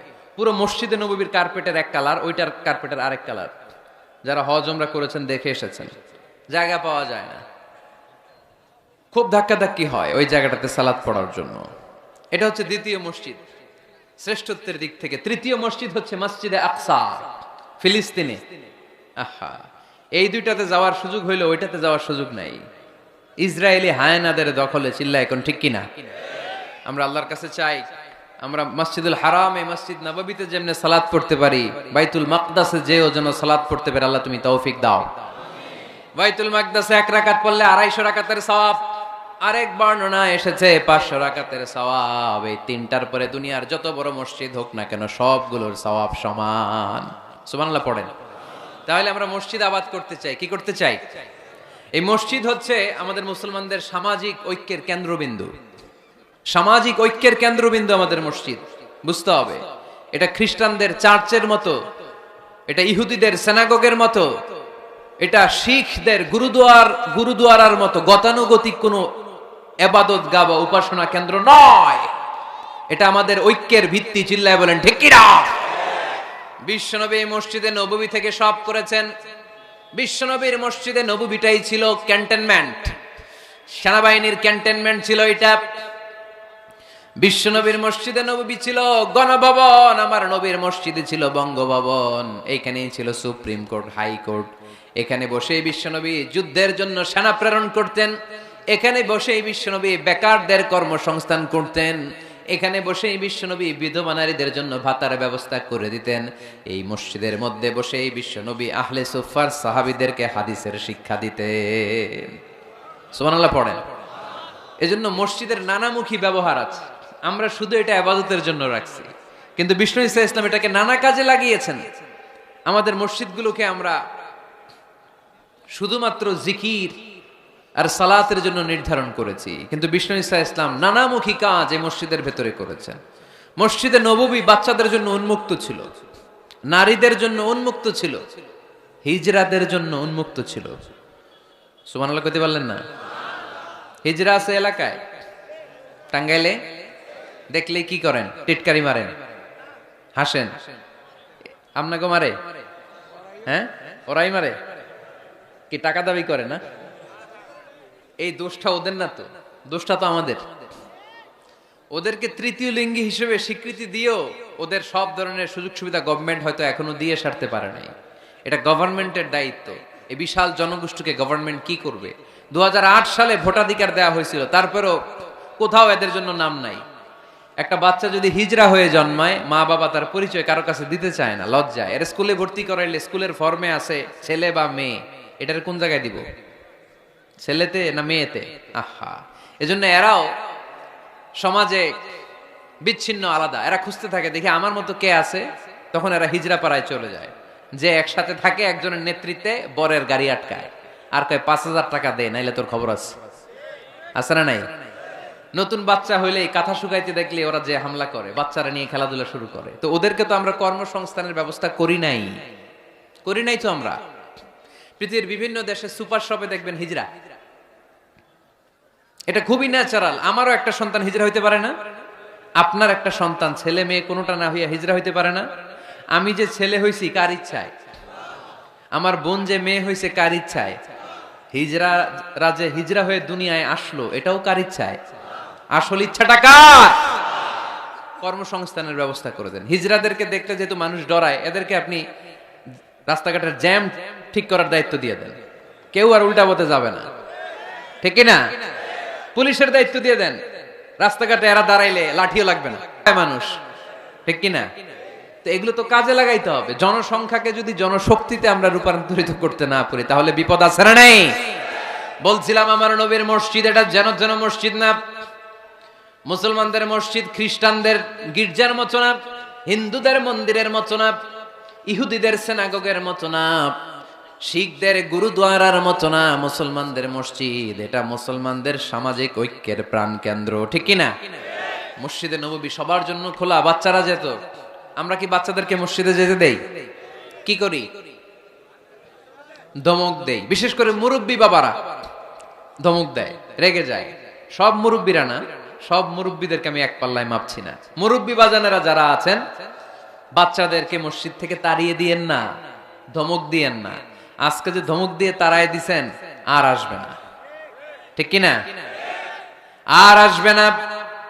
একবার যদি তিক্ত অভিজ্ঞতা নিয়ে একটা ছোট্ট সোনামণি মসজিদ থেকে বের হয়ে যায়, তারে আর কোনোদিন মসজিদমুখী করা যাবে না। আর ওরে যদি আপনি একটা চকলেট দেন, প্রত্যেকটা ইমাম সাহেবের উচিত মসজিদে চকলেট নিয়ে যাওয়া। বাচ্চা দেখলেই চকলেট দিতে হবে, ঠিক কিনা? ওর স্মৃতিতে এটা থাকবে, বড় হয়ে গল্প করবে আমাদের এলাকায় এক ইমাম ছিল, চকলেট দিত আমাদেরকে। কত সুন্দর, কত সুন্দর অভিজ্ঞতা থাকবে তার। আর যদি ধমক দেন, বলবে ইমাম আসলে একটা বদের আড্ডি, মসজিদে ঢুকলে আম করে ঠ্যাঙ্গাইতো খালি, বলবে না এটা? আর চকলেট দিলে আজীবন আপনারা স্মরণ রাখবে। এজন্য বাচ্চাদেরকে কখনো মসজিদ থেকে তাড়িয়ে দেয়া যাবে। মসজিদে নববীতে যদি বাচ্চা ঢুকতে পারে, আমাদের মসজিদে কি সমস্যা? তুরস্ক একটা দেশ আছে, নাম শুনছেন? তুরস্কের মসজিদের দেয়ালে দেয়ালে লেখা থাকে, জামাত চলাকালীন অবস্থায় পিছনে যদি বাচ্চাদের কিচির মিচির, চিৎকার, চেঁচামেচি, হই হুল্লোড়ের আওয়াজ আপনি শুনতে না পান, তাহলে নেক্সট জেনারেশনকে নিয়ে আপনি চিন্তায় থাকেন, কারণ আপনার নেক্সট জেনারেশন নাতিপুতি এগুলো নামাজই হচ্ছে না, ঠিক কিনা? পিছনে যদি আমাদের নাতিপুতি চিৎকার চেঁচামেচি করে, তার মানে দে আর অন দ্য রাইট ট্র্যাক, তারা আসল লাইনে আছে, মসজিদে এসেছে। যদিও আজকে দুষ্টামি করে, সময়ের বিবর্তনে, কালের আবর্তনে বয়সটা একটু বড় হলেই ও বুঝে যাবে এখানে দুষ্টামি করা যায় না, এখানে ইবাদত করতে হয় একজনের, তিনি কে? কিন্তু ওকে আসার সুযোগটা তো দিতে হবে। আপনি যদি ধমক দিয়ে বের করে দেন, আর কোনোদিন আসবে?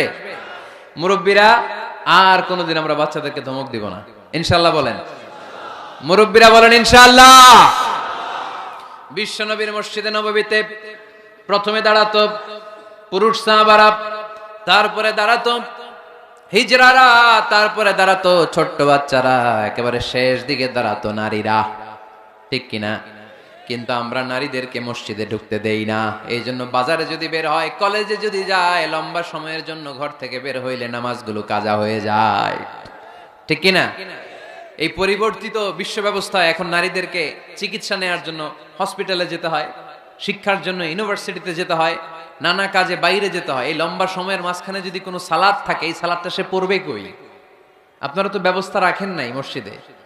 মসজিদে একটা সুন্দর করে ব্যবস্থা রেখে দিবেন নারীদের, যাতে ওনারা ওইখানে যে সেফটি সিকিউরিটির সাথে নামাজটা পড়তে পারে, নামাজ যেন কাজা না হয়।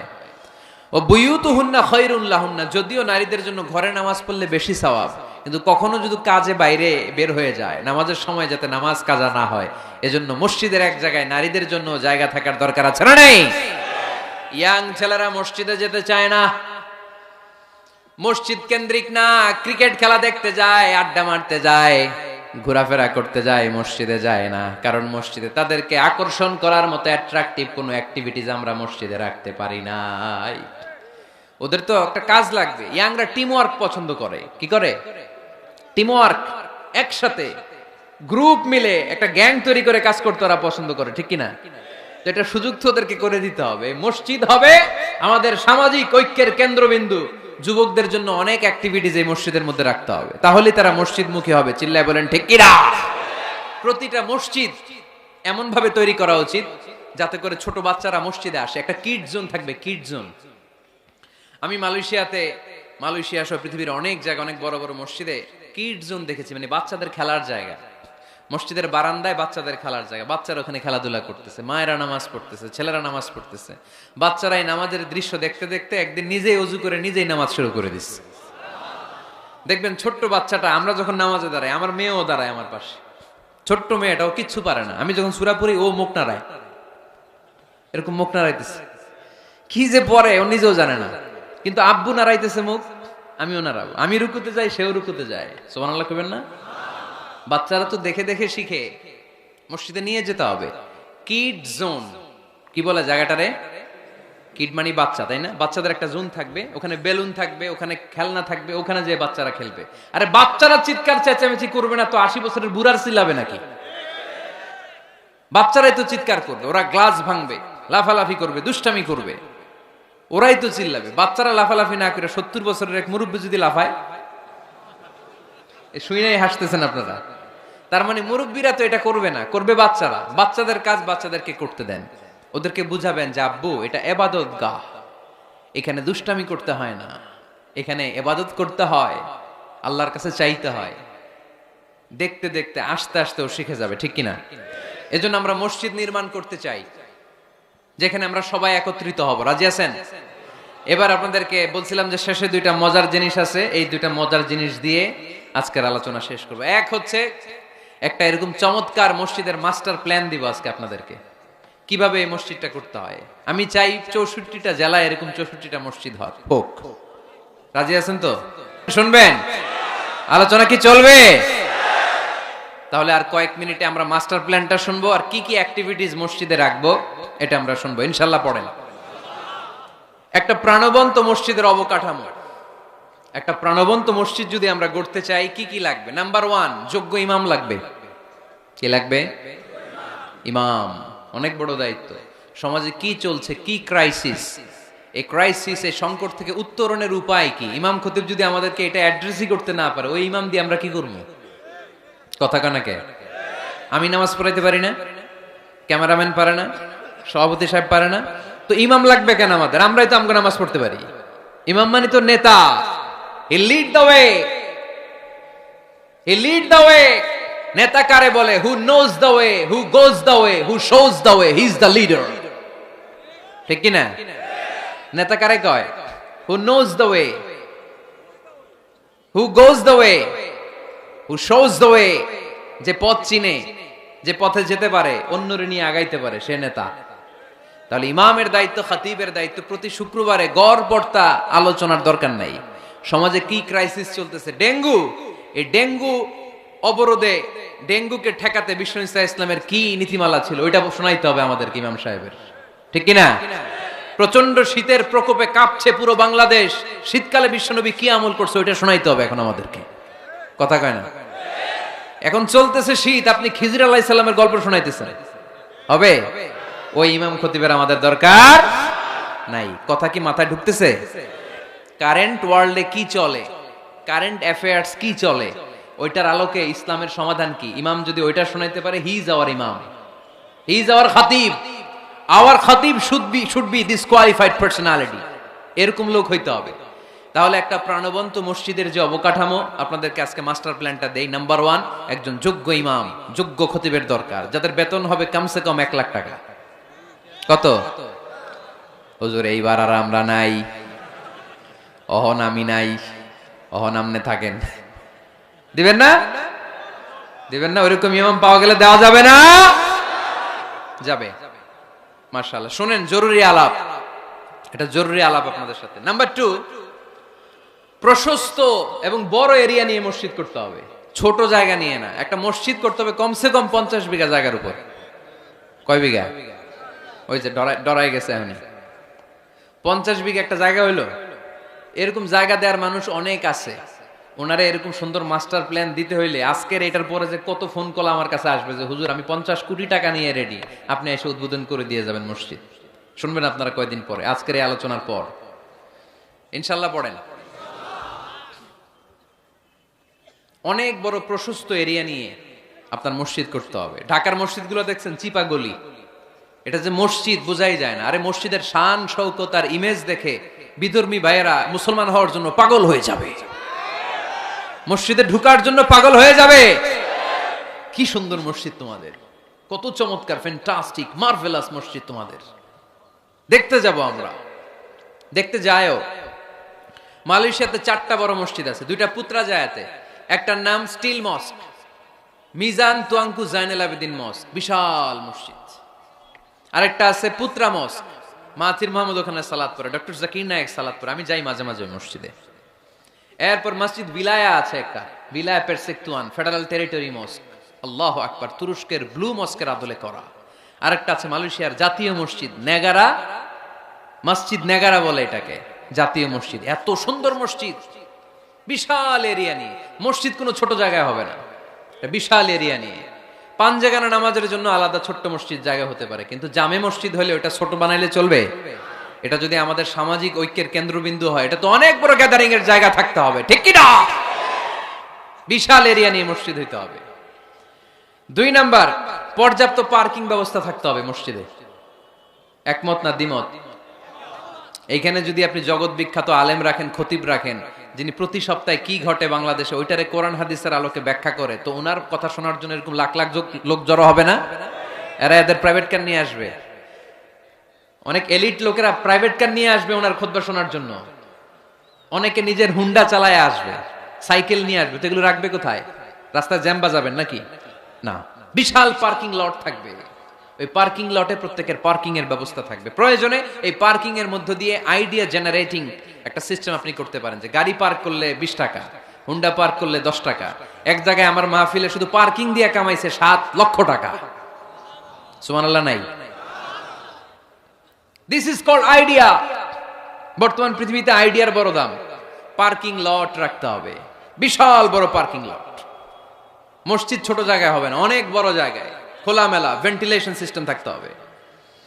এরপরে মনোরম ওয়াশ এরিয়া লাগবে, ওয়াশ এরিয়া যেখানে সুন্দর অজু করা যায়, গোসল করা যায়। আমাদের বাংলাদেশের মসজিদের টয়লেটে ঢোকা যায়, দুর্গন্ধ কারে কয়? বদনার মধ্যে হাত দেওয়া যায় না, টিস্যু নাই। আমাদের মসজিদগুলোর টয়লেটের দিকে খেয়াল করছেন?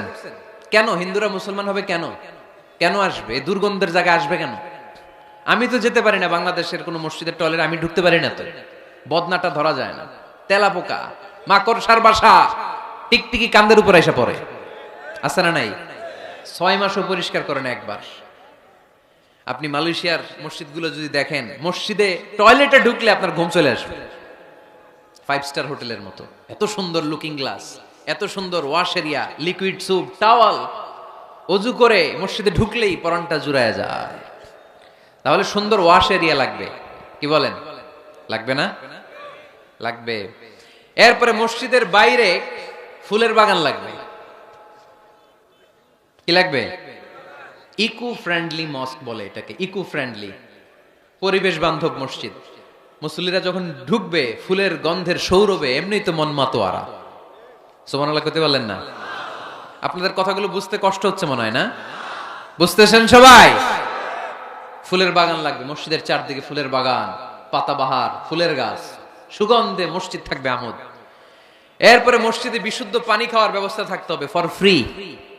ফিল্টার দিয়ে বিভিন্ন জায়গায় পানির ব্যবস্থা। আল্লাহর বান্দারা নামাজ পড়তে আসে, পানি খাওয়ার জায়গাটাও নাই, এরকম মসজিদে আছে না নাই? সুন্দর পানি খাওয়ার ব্যবস্থা রাখতে হবে আপনাদের ওই মসজিদে, যে মসজিদটাকে সামাজিক ঐক্যের কেন্দ্রবিন্দু আপনারা বানাতে চান। এই আপনারা উঠছেন কারা কারা? কি হয়েছে আপনাদের? হ্যাঁ, বসেন বসেন বসেন, একসাথে যাব আমরা। তাহলে ফুলের বাগান গেল না, এটাকে বলে ইকো ফ্রেন্ডলি মস্ক, পরিবেশ বান্ধব। বিশুদ্ধ খাবার পানি, এরপর লাগবে এয়ারকন লাগবে, সিসি ক্যামেরা লাগবে, ক্লোজ সার্কিট ক্যামেরা, কোনো সমস্যা হলে যাতে ফুটেজ আমরা বের করতে পারি, কি বলেন? উন্নত কার্পেট লাগবে, ডিজিটাল সাউন্ড সিস্টেম লাগবে। অনেক জায়গায় আল্লাহু আকবার, ওদিকে মুকাব্বির কয় আল্লাহু আকবার, মাইক নাই, মাইক নষ্ট। তো মাইক নষ্ট, আপনি কি করছেন? ঠিক করেন না কেন? এগুলো ডিজিটাল সাউন্ড সিস্টেমের কোনো বিকল্প নাই। এরপর জুতা রাখার নিরাপদ বাক্স লাগবে, কি কন? বড় লোকেরা মসজিদে যায় না জুতা চুরির ভয়ে, এর জুতার দাম 30,000 টাকা, মসজিদে যায় কি এটা হারাবে নাকি? কথা বলেন। ওখানে যদি জুতা রাখার সেলফ সিকিউরিটি বক্স থাকতো, উনি 10 টাকা দিয়ে হইলে ওখানে রাখতো, পরে টোকেন দিয়ে আবার নিজের দামে জুতা ফিরিয়ে নিত। কথা বলেন। প্রতিটা মসজিদে এরকম জুতা রাখার সুন্দর নিরাপদ বাক্সের দরকার আছে না নাই? তারপরে সূত্রা লাগবে, সূত্রা সুন্নত নামাজ পড়ার জন্য এই যে সূত্রা থাকে না, যাতে সামনে দিকে গেলেও সমস্যা নেই, এই সূত্রাগুলো লাগে। রেহাল লাগবে, টিস্যুর বক্স লাগবে, টাওয়াল লাগবে, আতরের বোতল লাগবে। মসজিদের বিভিন্ন জায়গায় আতরের বোতল থাকবে, পারফিউম মেখে মেখে নামাজে দাঁড়াবেন। আর রমাদানে এই মসজিদের ভিতরে একসাথে ইফতারি করার সুযোগ থাকতে হবে। কথা বলেন ঠিক কিনা? কি দরকার ঘরে ইফতারি করার? ইফতারিগুলো নিয়ে আপনি মসজিদে যান, মহিলারা মহিলাদের এরিয়াতে বসবে, ভাইরা ভাইদের এরিয়াতে। কি সুখ, আনন্দের হাসি হাসেন, একসাথে খান। সারাদিনের রোজার কষ্টটারে ভুলাই দিবে কে? আল্লাহ। ফ্যামিলি নিয়ে মসজিদে যান আর না যান, ইফতারি পাঠায় দেন, অথবা পথিকদের জন্য, মুসাফিরদের জন্য ইফতারের ব্যবস্থা রাখেন, একসাথে ইফতারি করবেন মসজিদে। মসজিদে নববীতে তাই হতো। নারীদের জন্য আলাদা জায়গার কথা বলেছি, এটা হবে সেফটি এন্ড সিকিউরিটির সাথে। পুরুষদের দরজা একদিকে, নারীদের দরজা আরেকদিকে। নারীরা নারীদের ওই জায়গা দিয়ে ঢুকবে, ওই জায়গা দিয়ে বের হবে। এটা আলাদা দেয়াল দেয়া থাকবে, এদের টয়লেট আলাদা, ওয়াশরুম আলাদা, ওয়াশিং এরিয়া আলাদা, সবকিছু হবে আলাদা।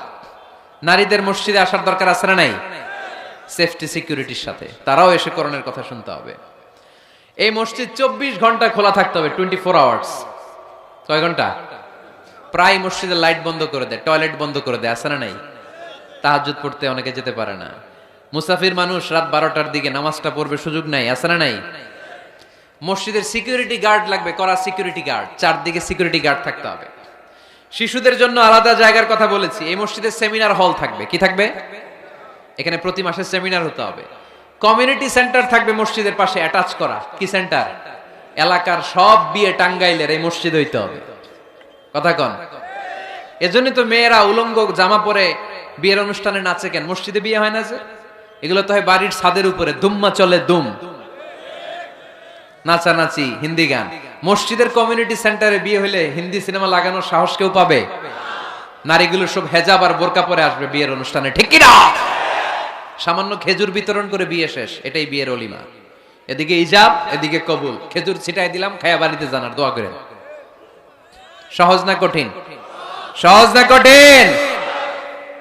কমিউনিটি সেন্টারে বিয়ে হবে, মসজিদের সাথে অ্যাটাচ করা। মসজিদের সাথে অ্যাটাচ লাইব্রেরি থাকতে হবে। কি থাকতে হবে? এই লাইব্রেরিতে পড়াশোনা করবে এলাকার লোকজন। সর্বশেষ মসজিদ ম্যানেজমেন্ট অফিস থাকবে। এই যে পুরো মসজিদের মাস্টার প্ল্যান আপনাদের সাথে শেয়ার করলাম, এটার ম্যানেজমেন্ট বিভাগ থাকার দরকার আছে না নাই? এই ম্যানেজমেন্ট অফিস থাকতে হবে। এরকম মসজিদ বাংলাদেশে হোক, আমরা চাই কি চাই না? আর বাকি ব্যবসায়ীরা, বিজনেস ম্যাগনেট, সিআইপি যারা আছে আপনাদের এলাকায় আপনারা করবেন। যে কোনো সিআইপি, ভিআইপি, এমপি, মন্ত্রী আমার সাথে যোগাযোগ করতে পারেন। আমি আপনাদেরকে ইন ডিটেইলড এই মাস্টার প্ল্যান দিব। আপনার জেলায় জেলায় মসজিদ করলে প্রয়োজনে আমি নিজে যে উদ্বোধন করে দিয়ে আসবো। কিন্তু এরকম মডেল মস্ক, আল ওয়াসাতিয়া মডেল মস্ক প্রতিটি জেলায় জেলায় বাংলাদেশে থাকার দরকার আছে না নাই? শুধু নামাজের জায়গা বানায় রাখছি আমরা। কত কিছু করা যায়, কত নানামুখী কার্যক্রম আছে মসজিদের। এই মসজিদে তালিমুল কোরআনের প্রজেক্ট থাকবে, কোরআন শিক্ষার আসর, শিশুদের, মহিলাদের, বয়স্কদের দরকার আছে না নাই? আজীবন নামাজ পড়ি নাই, বুঝি নাই, ওয়াজগুলো শুনে এখন নতুন করে অনেকের হুঁশ ফিরতেছে, হুজুর কি করব, বয়স তো 50, নামাজের নিয়ম জানি না, কোরআন পড়তে পারি না। তাদের জন্য, বয়স্কদের জন্য কোরআন শিক্ষার আসর, শিশুদের জন্য কোরআন শিক্ষার আসর। তাহফিজুল কোরআন প্রজেক্ট থাকবে মসজিদে, তাহফিজুল কোরআন project, full time part time. 30 পারার হাফেজ, 5 পারার হাফেজ, 7 পারার হাফেজ, সমস্যা নাই। আমাদের দেশে মনে করে এক বাবার 5 ছেলে, একটারে হেফজোখানায় দিছি, তুই 30 পারাই করবি, আর বাকি 4 পোলা ওগর ইংলিশ মিডিয়ামে দিছে, তোকে কোনো দায় দায়িত্ব নাই, তোরা খালি দুম্মা চলে দুম। আছে না নাই? এটা একটা ভুয়া আইডিয়া। একজনে 30 পারা মুখস্থ করবে, বাকি ছেলেগুলা করবে না, না এটা না।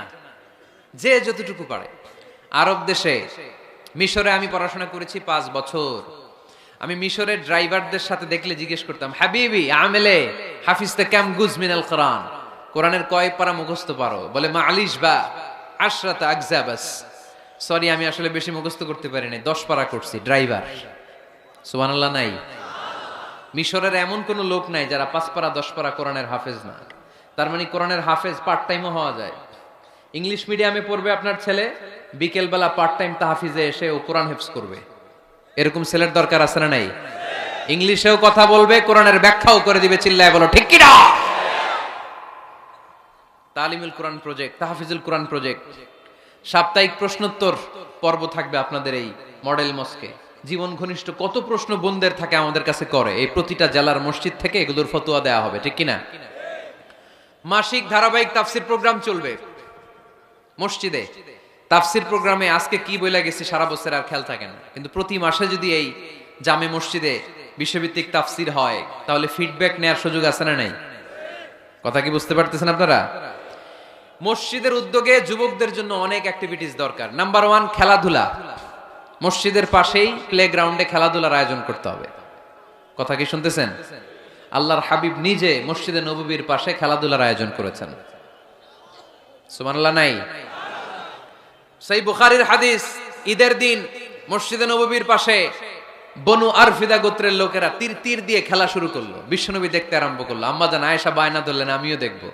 বিষ্ণু ইসা ইসলাম আম্মাজানকে কাঁধে তুলে পর্দা সরাইয়া দেখাইতে লাগলেন।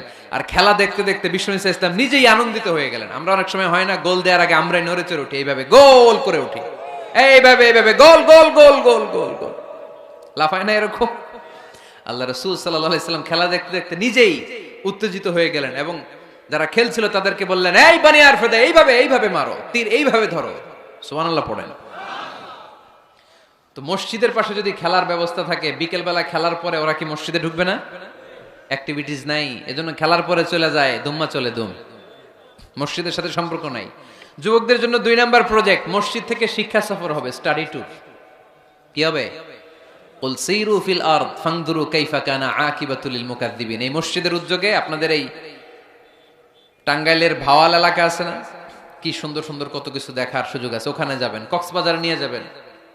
এটা মসজিদের উদ্যোগে প্রজেক্ট নিতে হবে। Number 3, leadership campaign. কি করে নেতৃত্ব তৈরি করতে হয়। আজকের শিশু আগামী দিনের ভবিষ্যৎ, আজকের যুবকরাই আগামীর বাংলাদেশ, ঠিক কিনা? এই কি করে লিডারশিপ কোয়ালিটি গ্রো করতে হয় এই ক্যাম্পেইনে শেখানো হবে। সর্বশেষ যুবকদের জন্য যে ইভেন্ট থাকবে এই মসজিদে, ইতিকাফ ইভেন্ট। কি ইভেন্ট? আপনাদের এলাকায় যুবকরা ইতিকাফে বসে? কারা বসে? মুরব্বীরা। তাও অনেক জায়গায় মুরব্বীও খুঁজে পাওয়া যায় না, তো ওনারে টাকা দিয়ে ভাড়া কইরা ইতিকাফে আনতে হয়। নাউজুবিল্লাহ পড়বেন না? ইতিকাফের মতো এত বড় গুরুত্বপূর্ণ ইভেন্ট এটা মুরব্বীরা করে, তাও টাকা দিয়ে ভাড়া করে আনতে হয়। আল্লাহু আকবার। মালয়েশিয়াতে সব যুবকরা ইতিকাফ করে, মিশরে সব যুবকরা ইতিকাফ করে। আরে ইতিকাফ মুরব্বীদের ইভেন্ট নয়, এটা তাগড়া জওয়ান যুবক ছেলেদের ইভেন্ট। চিল্লায় বলো ঠিক কি না? ওইরকম অ্যাক্টিভিটিস মসজিদে থাকলে ইয়াংরা ঢলে ঢলে ইতিকাফ করবে। আসতে হবে ইয়াংদেরকে এখানে। মুরব্বীদের মাজায় ব্যথা, কাশি দিলে বুকে ব্যথা, ডায়াবেটিক্স, আলসার, ওনারা কিসের ইতিকাফ করবে? এরা তো ঘরে বসে নামাজ যদ্দুর পড়তে পারে, এটাতেই ডবল সওয়াব, ঠিক কি না? ইতিকাফ মুরব্বীদের ইবাদত নয়, ইতিকাফ যুবকদের ইবাদত। আমরা এই অ্যাক্টিভিটিস মসজিদে দিতে পারি নাই, ফলে যুবকরা আসে না। যাকাত দেয়া, কুরবানির গোশত বিতরণ, জরুরি ত্রাণ তহবিল, মেডিকেল ক্যাম্প, বিবাহ প্রকল্প, যারা মেয়েদেরকে বিয়ে দিতে পারে না, পথ শিশু প্রকল্প, খাদ্য প্রকল্প, এগুলো থাকবে মসজিদে। এই মসজিদ কেন্দ্রিক প্রতিযোগিতা হবে, সিরাত কম্পিটিশন, নাশিদ কম্পিটিশন, কবিতা আবৃত্তির কম্পিটিশন। করা যাবে না? মসজিদে নববীতে বিষ্ণু ইসলাম হাসান বিন সাবেত নামে এক কবি সাহাবীর জন্য আলাদা একটা মিম্বার করে দিয়েছিলেন। আজও এই মিম্বারটা আছে, এটা হাসান বিন সাবেতের মিম্বার। নবী বসতেন ওই মিম্বারে, হাসান বিন সাবেত এই মিম্বারে। তিনি বিশ্বনবীর পক্ষে কবিতা গেয়ে গেয়ে সাহাবীদেরকে উদ্বুদ্ধ করতেন। কবিতার প্রতিযোগিতা করতে হবে মসজিদে, নাশিদ কম্পিটিশন করতে হবে, কেরাত কম্পিটিশন, সিরাত কম্পিটিশন। আমাদের ছোট্ট সোনামণিরা আমার প্রিয় নবীকে চিনে না, ওদেরকে প্রিয় নবীকে চিনতে দেয়া হয় না। তারা এই সিরাত কম্পিটিশনে আমার নবীকে জেনে জেনে নবীর নামে প্রতিযোগিতা করবে। আওয়াজ করে বলেন ঠিক কিনা? এই মসজিদের আন্ডারে একটা প্রকাশনা সেন্টার থাকতে হবে, সব ধরনের বইপত্র এই মসজিদ থেকে বেরোবে। বাৎসরিক মাহফিল হবে, সম্মেলন। আর এই মসজিদকে ঘিরে ইসলামিক ক্যাডেট মাদ্রাসা তৈরি হবে। এই যে মাস্টার প্ল্যান আর অ্যাক্টিভিটিস আপনাদেরকে বললাম, এগুলো হচ্ছে একটা প্রাণবন্ত মসজিদের অবকাঠামো। এরকম মসজিদ যদি হয়, আমাদের শিশুরা, আমাদের যুবকরা কি মসজিদে যাবে না? আমি এরকম মসজিদ করে বাংলাদেশকে দেখায় দিব ইনশাআল্লাহ।